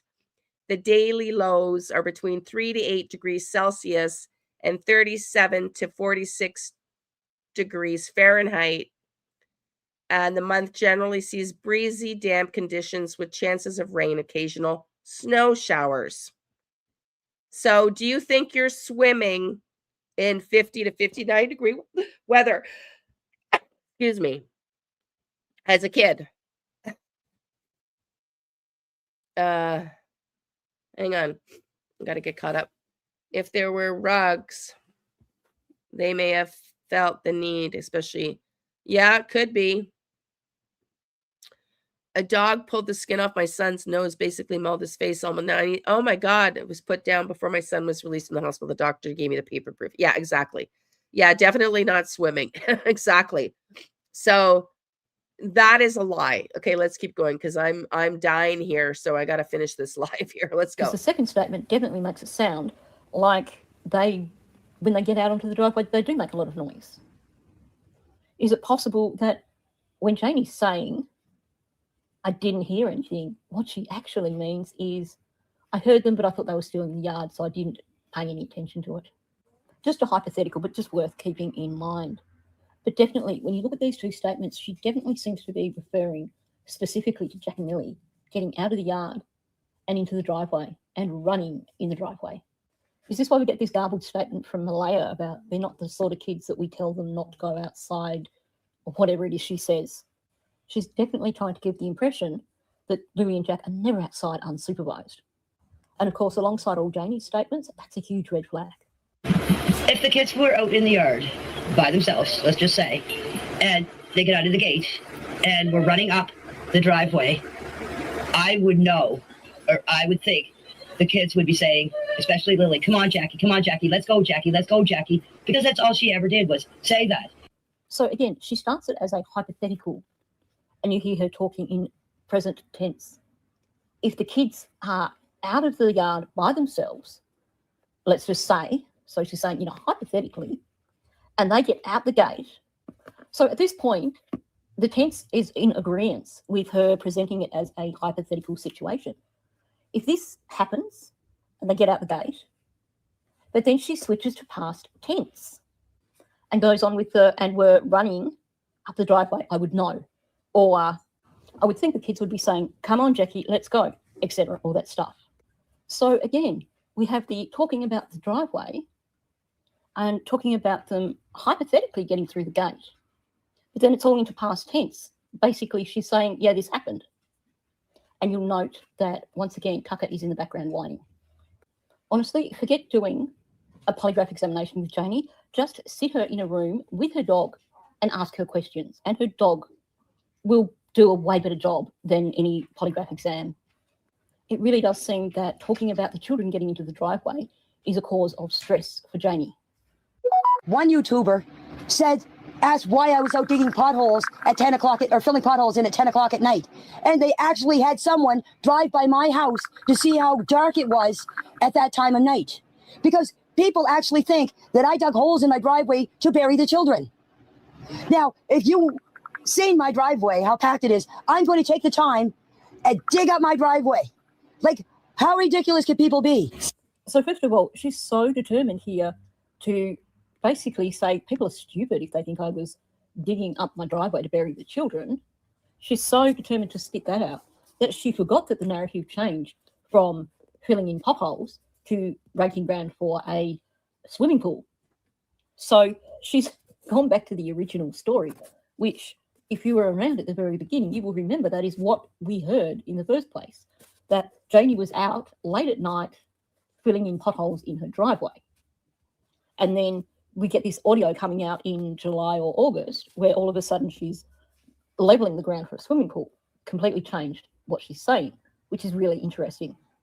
But what she starts saying here is even more interesting, because she said that a YouTuber asked why I was out digging potholes or filling potholes at 10 o'clock at night. Thank you, So you've Terry. got the same situation here that we saw with Daniel when he was talking about handing over his phone to the RCMP. He gave this story that he volunteered, he offered them his phone. He handed it over to them willingly, and it was his idea. But then in another interview, he basically is trying to gaslight Malaya. So he tells the reporter that, yeah, they seized both our phones. So he shot himself in the foot. So after working hard to pitch this story about a swimming pool, Janie has reverted back to the filling potholes. But she's completely forgotten that that's not the story here. But what's super interesting is that she slips up and she first of all says digging potholes and then switches to filling potholes at 10 o'clock at night. And she goes on with, people actually think I dug holes in my driveway to bury the children. So after that original slip up where she says they wanted to know why I was digging potholes and then filling potholes at 10 o'clock at night, this statement here, people... Yeah, it's kind of what I'm saying. Was she digging up blood evidence and then raking over it?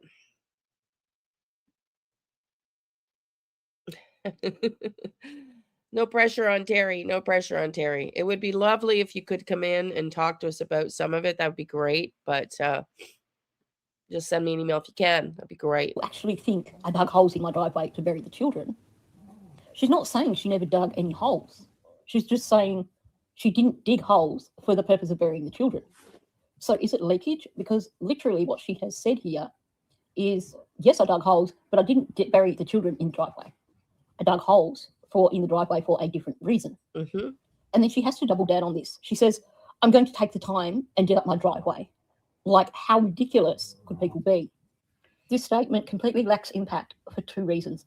First of all, she hasn't put any negative in there. She hasn't said, as if I'm going to take the time to dig up my driveway. She's actually literally said, I'm going to take the time to dig up my driveway. So to me, it sounds like it's a leakage, especially because, like I said, there are two things that make this statement a little bit That's wonderful. Thank really. you. Because after saying, I'm going to take the time to dig up my driveway, she says, like, how ridiculous could people be? Like is always a red flag for me. It's a filler. She's stalling while she comes up. I love Texas. I used to be a coach with Keller Williams International, so I used to go down to Austin all the time, and I love Texas. So yeah, if you want to come on, Terry, someday, that would be wonderful. I'd love to hear what you have to say about this case. It's just wild. It's a sad case, and we really want closure. Okay, Ryder's getting impatient. We're going to wrap this up in 10 minutes, everybody. 15 minutes. With the next part of the statement. Okay, honey. Now, obviously, those children are not buried in that driveway. The ground is far too heavily compacted to dig a hole big enough or deep enough. But it is interesting that she's slipped up and talked about digging potholes. And then when she's trying to gaslight people and say how stupid they are for thinking that she's digging holes in her driveway, she literally says, I'm going to dig holes in my driveway. Nothing. So is it absurd to think that she could be digging potholes? We got no charges. Jack and Lilly Sullivan, the two kids on the screen here, went missing. Were reported missing the day after Janie was raking for a pool, May 2nd, 2025, last spring. We're 9 months into them being missing, or 8 months. The police, the RCMP, have said that the 7 polygraphs that were given, they never asked them about anything other than 4 questions about unaliving. They follow the parents' narrative publicly, saying that the parents said the kids just walked out the back door and got lost in the backwoods. And they continue to defend the parents' position, saying that the 7 polygraph tests that were showing that they were all being honest and truthful, and they don't have any evidence other than the parents' narrative that they just walked out the back door and got lost in the bush. 2 of them, both said to be potentially mildly autistic kids. As per mom, they were living in a rundown trailer in Pictou, Nova Scotia, very, very rural. And they, stepdad, who they were living with, is admitted to being a meth addict. And CPS was visiting the house already for abuse and neglect with these 2 kids, from bruises. Yeah, it's a really small town. It is. Exactly.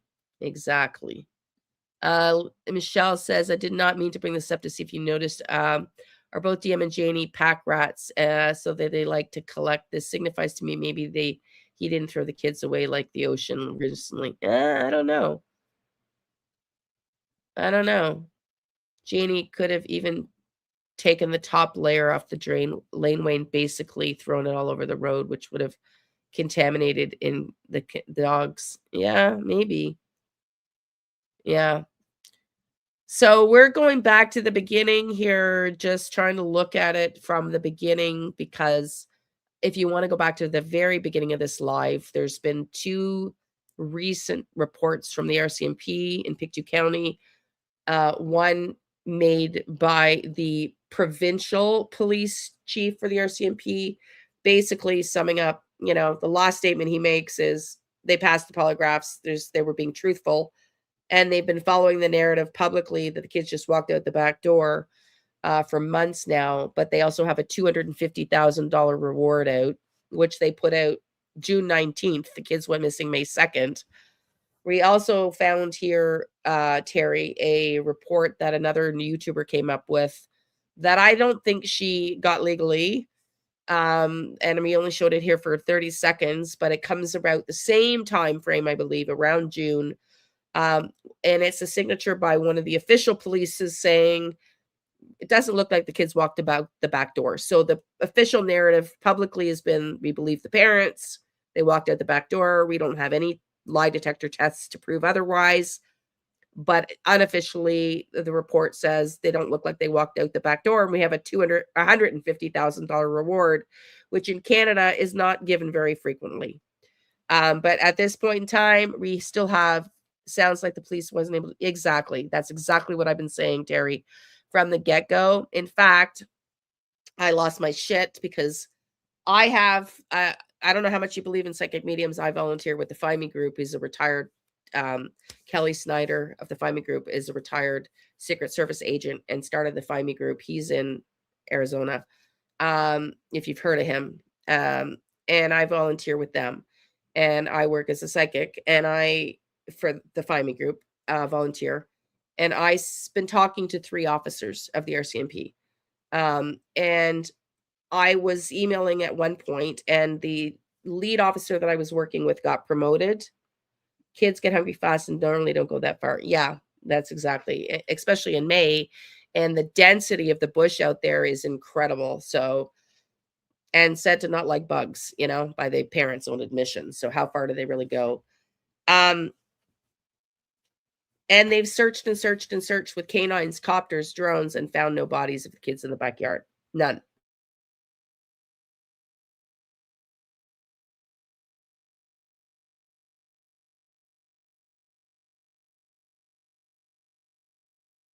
Okay, so I volunteer with Terry with Kelly in the for the Find Me group.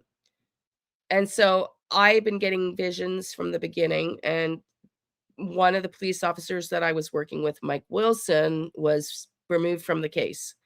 And another officer was put on the case, and I had been emailing and texting and speaking with Mike directly. And the evidence that I was giving him, he was tracking because it was stuff that wasn't coming out publicly that we would later learn, and he was sending it up the chain. And then this other guy took the case over, and he was away from his desk for an entire month off the case, not receiving any email leads. And I lost my shit publicly because I said, this is not effing acceptable. The Canadian RCMP report to the federal government, and if anybody can get more resources, it's them. And that they don't have enough manpower on this case. So you're exactly right. That's exactly what I said. And lo and behold, Mike Carney came out and said he's hiring 1,000 more RCMP officers. Polygraph is not trash. It's only as good as the guy or the person giving the polygraph. You have to have a lot of these base questions. Yeah. So they only asked them 4 questions on whether they unalived the kids. I think the kids were taken and removed because mom, the biological mother of these kids, we learn later, was trying to get herself out of the meth addict's home and abuse. And he was abusive, and there were CPS reports. So, you know, I don't believe the narrative they walked out the back door. And I don't think the RCMP do either anymore. They just don't seem to have any reliable evidence. That's very cool that you've heard of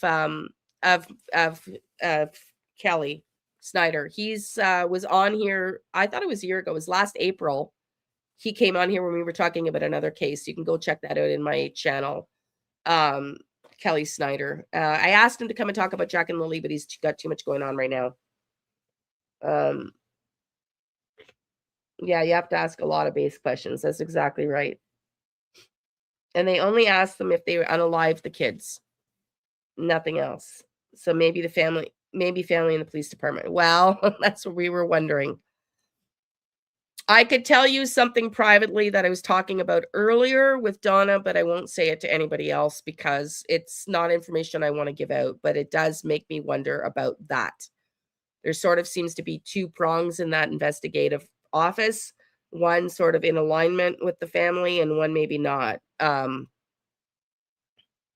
Yeah, Well, we talked about filicide here too, you know, and Malaya was wanting to leave the stepdad, Daniel, the known meth addict, and that's where they were living, on the trailer, on the stepfather's property. And then 2 days after they went missing, biological mom packed up and left, and has not really been heard of since. So I work with an attorney here in Houston. Oh, interesting. Okay. Interesting. Good for you. Okay, let's finish this up. But I think lack of resources and possibly the lack of proper training for a small unit like that has probably hampered this investigation significantly. In her driveway as opposed to filling potholes? Just put a pin in that for just one moment. So I came back here. Me and Justin came back here to the trailer. Marleya was standing on the edge of the driveway, crying her eyes out. I went up and I put my arms around her and I said, please don't tell me that they found the kids dead. Yeah, no, this is kind of the Cliff Notes version of a lot of what I've said before in longer videos about the driveway. But what I've pointed out before with this is that she's supposedly talking about the altercation at the end of the driveway here. But what she has actually said in terms of Malaya is that Malaya is standing on the edge of the driveway crying. And then Janie makes this statement that just sounds so out of place when she says, don't tell me they've found the children no longer alive. I think everyone who has discussed that comment has said how odd it sounds and how out of place it sounds for Janie to be saying that to Malaya. No, they are dirt broke. I'll show you their trailer. They are dirt broke. They own a lot of land there, and it's very rural. I'll just show this quickly.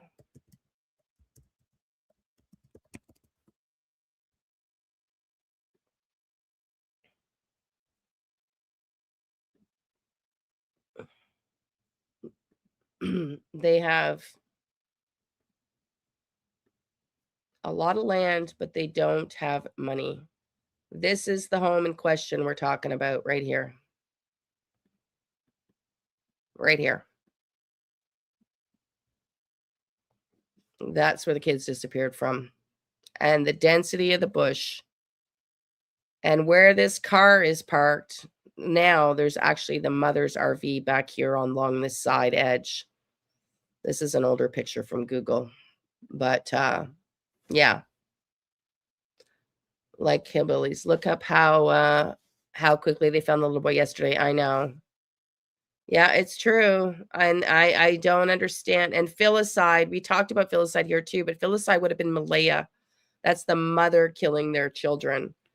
And I just don't see it. So Malaya, also for Terry, they have a child between them. Jack and Lilly are her kids from another relationship. They have one bio child together, Meadow, that was living with them in the trailer. But to me, if mom was involved and mom wanted to get her kids out of there, she didn't have to plan an escape for these kids or plan a story. They weren't biologically his. She could have just taken them out and said, F you, Daniel, I'm going to fight for custody for Meadow with you because you're a math head. So to me, it doesn't make sense that mom was involved in the removal of her own two children. She didn't have to stage anything from this math head stepdad because they weren't his kids. So that narrative makes no sense to me. It doesn't. But we got 15 minutes left, and then I'm going to wrap this up.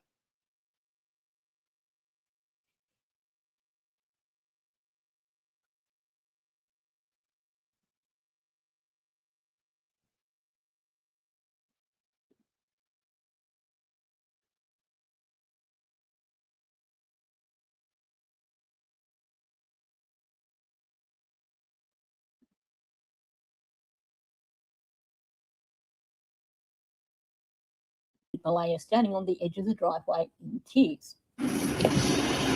Oh, and I also in my interview told them that if they want to come take up my driveway, or if they want to come lift my trailer, or lift the RV, or anything they wanted to do, they were more than welcome to come and do it.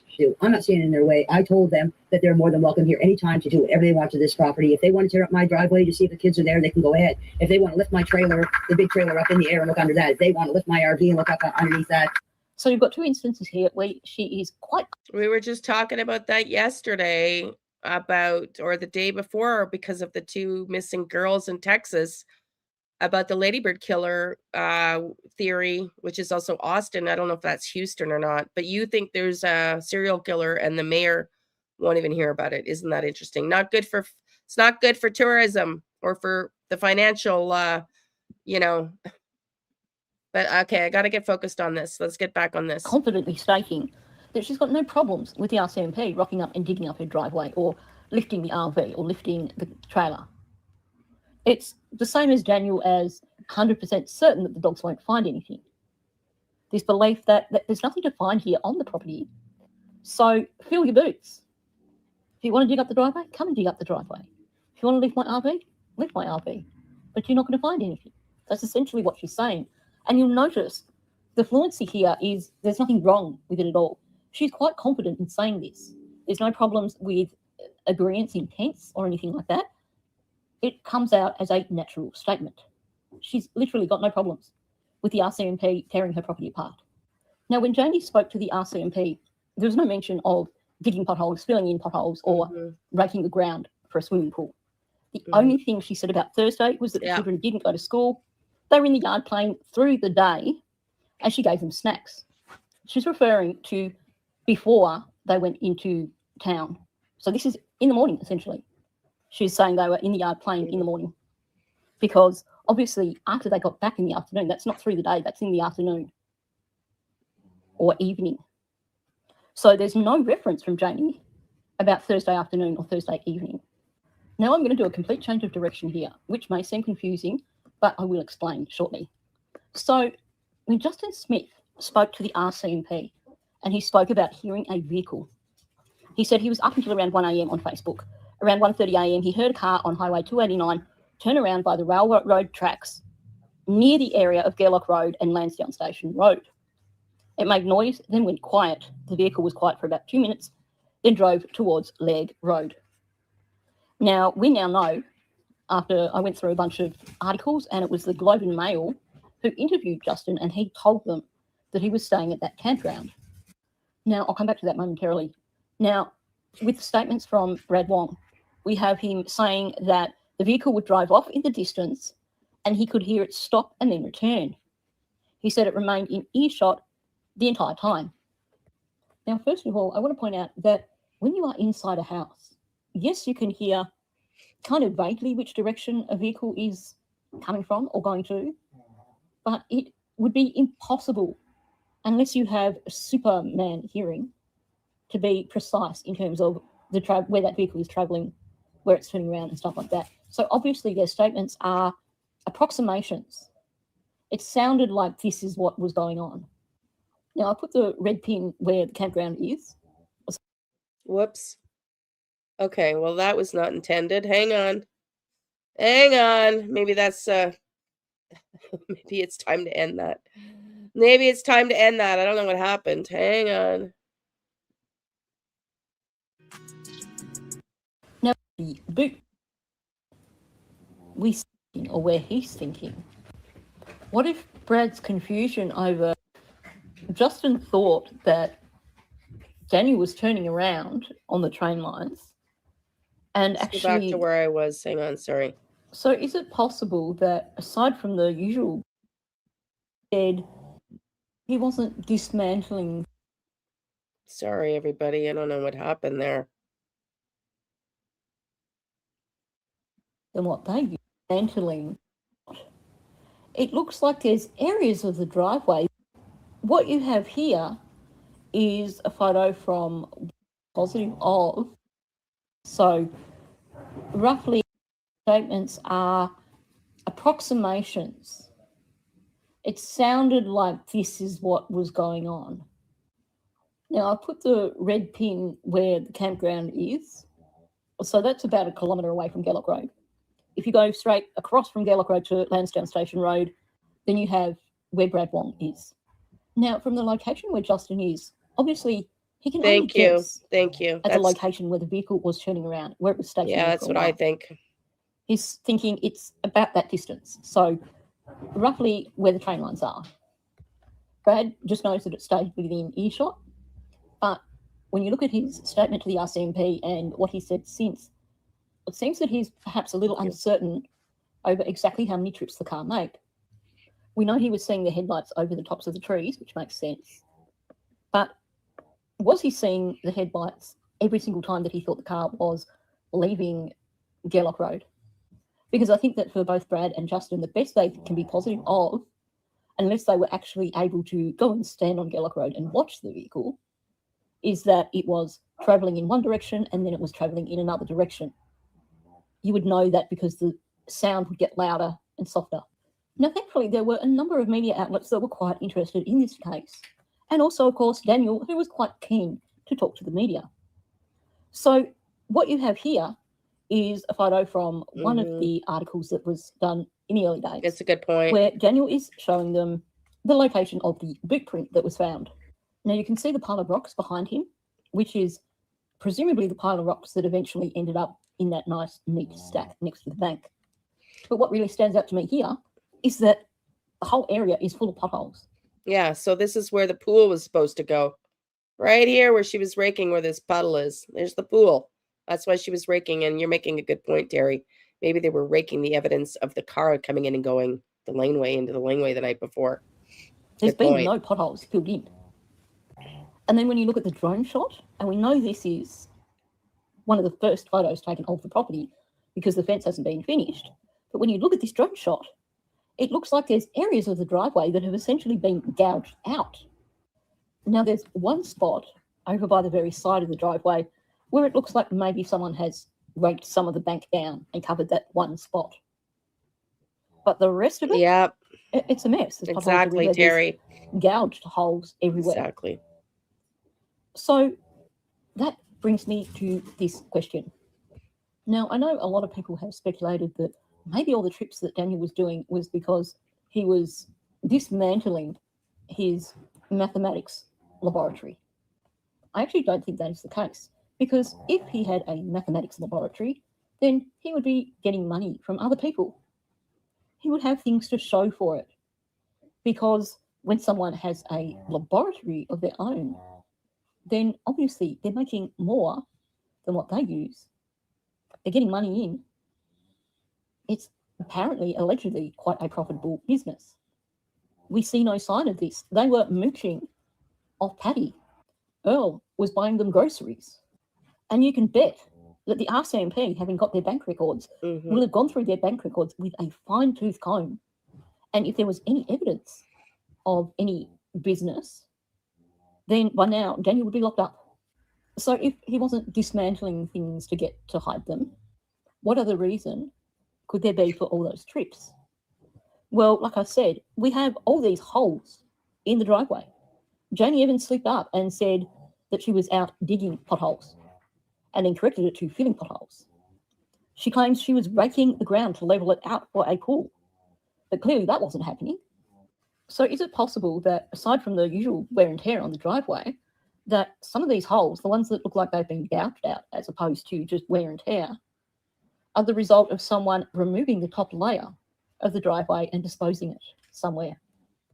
What if Justin thought that Daniel was turning around on the train lines, and actually the location he was turning around was not quite, maybe still on the train lines, but not exactly in the location where we're all thinking or where he's thinking? What if Brad's confusion over just how many trips there were stems from maybe the vehicle did start coming back in his direction, but not towards Gerlock Road? And yes, that is Mouse and Jasper wrestling their way from one end of the house to the other, just in case you were wondering what the crazy noises were in the background. Down on Lansdowne Station Road, before you head up the hill towards Brad Wong's place, you have this little quarry. It is actually right near the train lines. You actually have to cross the train lines to get into the quarry. Hypothetically, if you needed to remove substances from a gravel driveway, then an ideal location to take the bit of gravel that you dug out would be to dump it in a quarry. No one would ever think anything of it. So was Jamie digging out potholes at 10 o'clock at night. And then amongst his other trips, Daniel was dumping what she was digging out in this quarry. Because distance-wise, this would fit with Justin's description. In terms of what Brad was saying, it could explain the confusion over how many trips the car did, because it would sound like it was coming back towards him and then going away again. So one trip could actually have sounded like 2 different trips. Now, obviously, this is just all speculation, but I do find it curious that Janie went from the original story of filling or digging potholes to raking gravel for a swimming pool. And then when she slips up and refers again to the potholes, she's talking about digging potholes as opposed to filling them. And we have all these trips in the vehicle, which do fit with driving to this quarry. You have that one section of the driveway where it does look like Janie basically raked it out of the bank to cover a hole. Was that the Terry, I have said here in talking to, I've talked to 3 RCMP officers, and one of them told me, I'm not going to divulge which one. This was what, 2 months ago, maybe, when I went live with my RCMP call. I lost my SHIT on him because he was away for a month. I'm like, how can you be covering a case when you're fucking away for a month? Excuse my language. Anyways, all that to say, I then had 2 subsequent conversations with 2 other RCMP officers after that. And I'm not going to disclose who, but one of them told me, this was just 2 months ago, Terry, that they didn't have a clue what happened to the kids. And that's exactly right. I do believe what you're saying is true. They don't want to come out and say they don't have enough and clue. Yeah, this is, yes, the royal, yes, because that's who covers, that's who's taking care of the case. So the RCMP are the ones in charge of this case. Yes. Yeah. And the officers that I talked to are the crime unit investigators. So yeah. plan for the whole driveway, and things kind of went pear-shaped when the RCMP didn't buy their story about the children wandering off. Because when you look at the lack of preparation in their stories and the fact that really they only worked on a story for Friday morning, it seems like these guys were clueless. They really didn't think that the RCMP wouldn't buy their story of the children wandering off into the woods. So was it the plan to dig out some of the areas of gravel that needed to be gotten rid of before the RCMP came, and then when things quietened down, just fix the driveway up again? And they didn't realise that it was going to blow up like it did. Obviously, this is just hypothetical, but when you look at the way Janie talks about the driveway, there's definitely something to it. But of course, the question is, what is the significance of Janie digging or filling potholes at 10 o'clock at night? And does it somehow connect with in the trips dark that were made in the mystery car, which most of us believe was Daniel? So let's listen to the next little bit here. Thank you, Anne. We're going to listen to where it was believed yesterday, you were saying that this is 2 other creators. I'm going to play just a couple minutes here where a lot of the family has been coming out and doing interviews on the Women on the Rights channel. And this is just last night's stream. And apparently, Anne, thank you, on Shannon's channel, was said that the RCMP told Janie they did not believe her laneway raking stories. So let's listen to this for a couple minutes. To see the cameras, what do they call them, the vest cameras from the police officers that were there that day. I can only imagine what they must have witnessed. I wonder how long it took for the penny to drop for them to realize, hang on a minute, this is not 2 children that wandered off into the woods. Something tells me it was right around on the dispatch when you hear them say, go back and get a better statement from the mom, because none of this is making sense. Right. Oh, and don't forget, let's not forget that the police said, we don't believe you, Janie. Yeah. So basically, again, so that was on the ground right at the start when Janie's trying to explain it, right? And, we'll say, news on the ground. Mm-hmm. Over here, the RCMP, and I'm not talking about Globe and Mail when I say this, okay? Here's RCMP saying, we don't believe your story, Janie, because it doesn't make sense. We don't believe you because it doesn't make sense, because we all know it's a bunch of nonsense. So you legit have the RCMP saying, yeah, we don't believe you. Well, how do you think we feel? Like mother, like son, right? Where do you think Daniel, got all this from? A lot of this personality of his. Well, you look at Janie and Darren, or sorry, Earl. Darren. Oh my God. Never mind that combination. That Yeah. would be so sorry. Janie and Earl, Well, he was so aggressive. I tried to give him some benefit at the beginning. Okay. So that's a wrap. The RCMP don't believe Janie's raking story, and neither do we. And I tend to believe with you, Terry, and as a retired officer of 18 years, I think you said, police officer for 18 years, that story doesn't, sound legitimate either, as you've stated here. Earl is something else. Yeah, there's a whole wild family here. It's a whole. They also, the father's family, Earl, and Janie, Please Bring Me Home went back out 2 months ago, maybe now, to go and search again.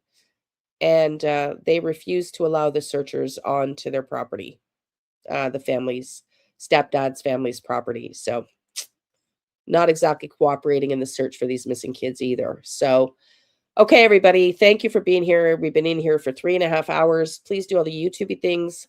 Thank you, Terry. I'd love to see if you can come on and we can talk about this. It would be great.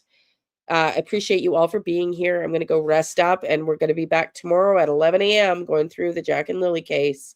We got to keep the pressure on, keep their face out there, and keep hoping and praying that the RCMP are looking into this in the background. Still working the case. Okay, everybody, love and light. See you tomorrow. Have a great day.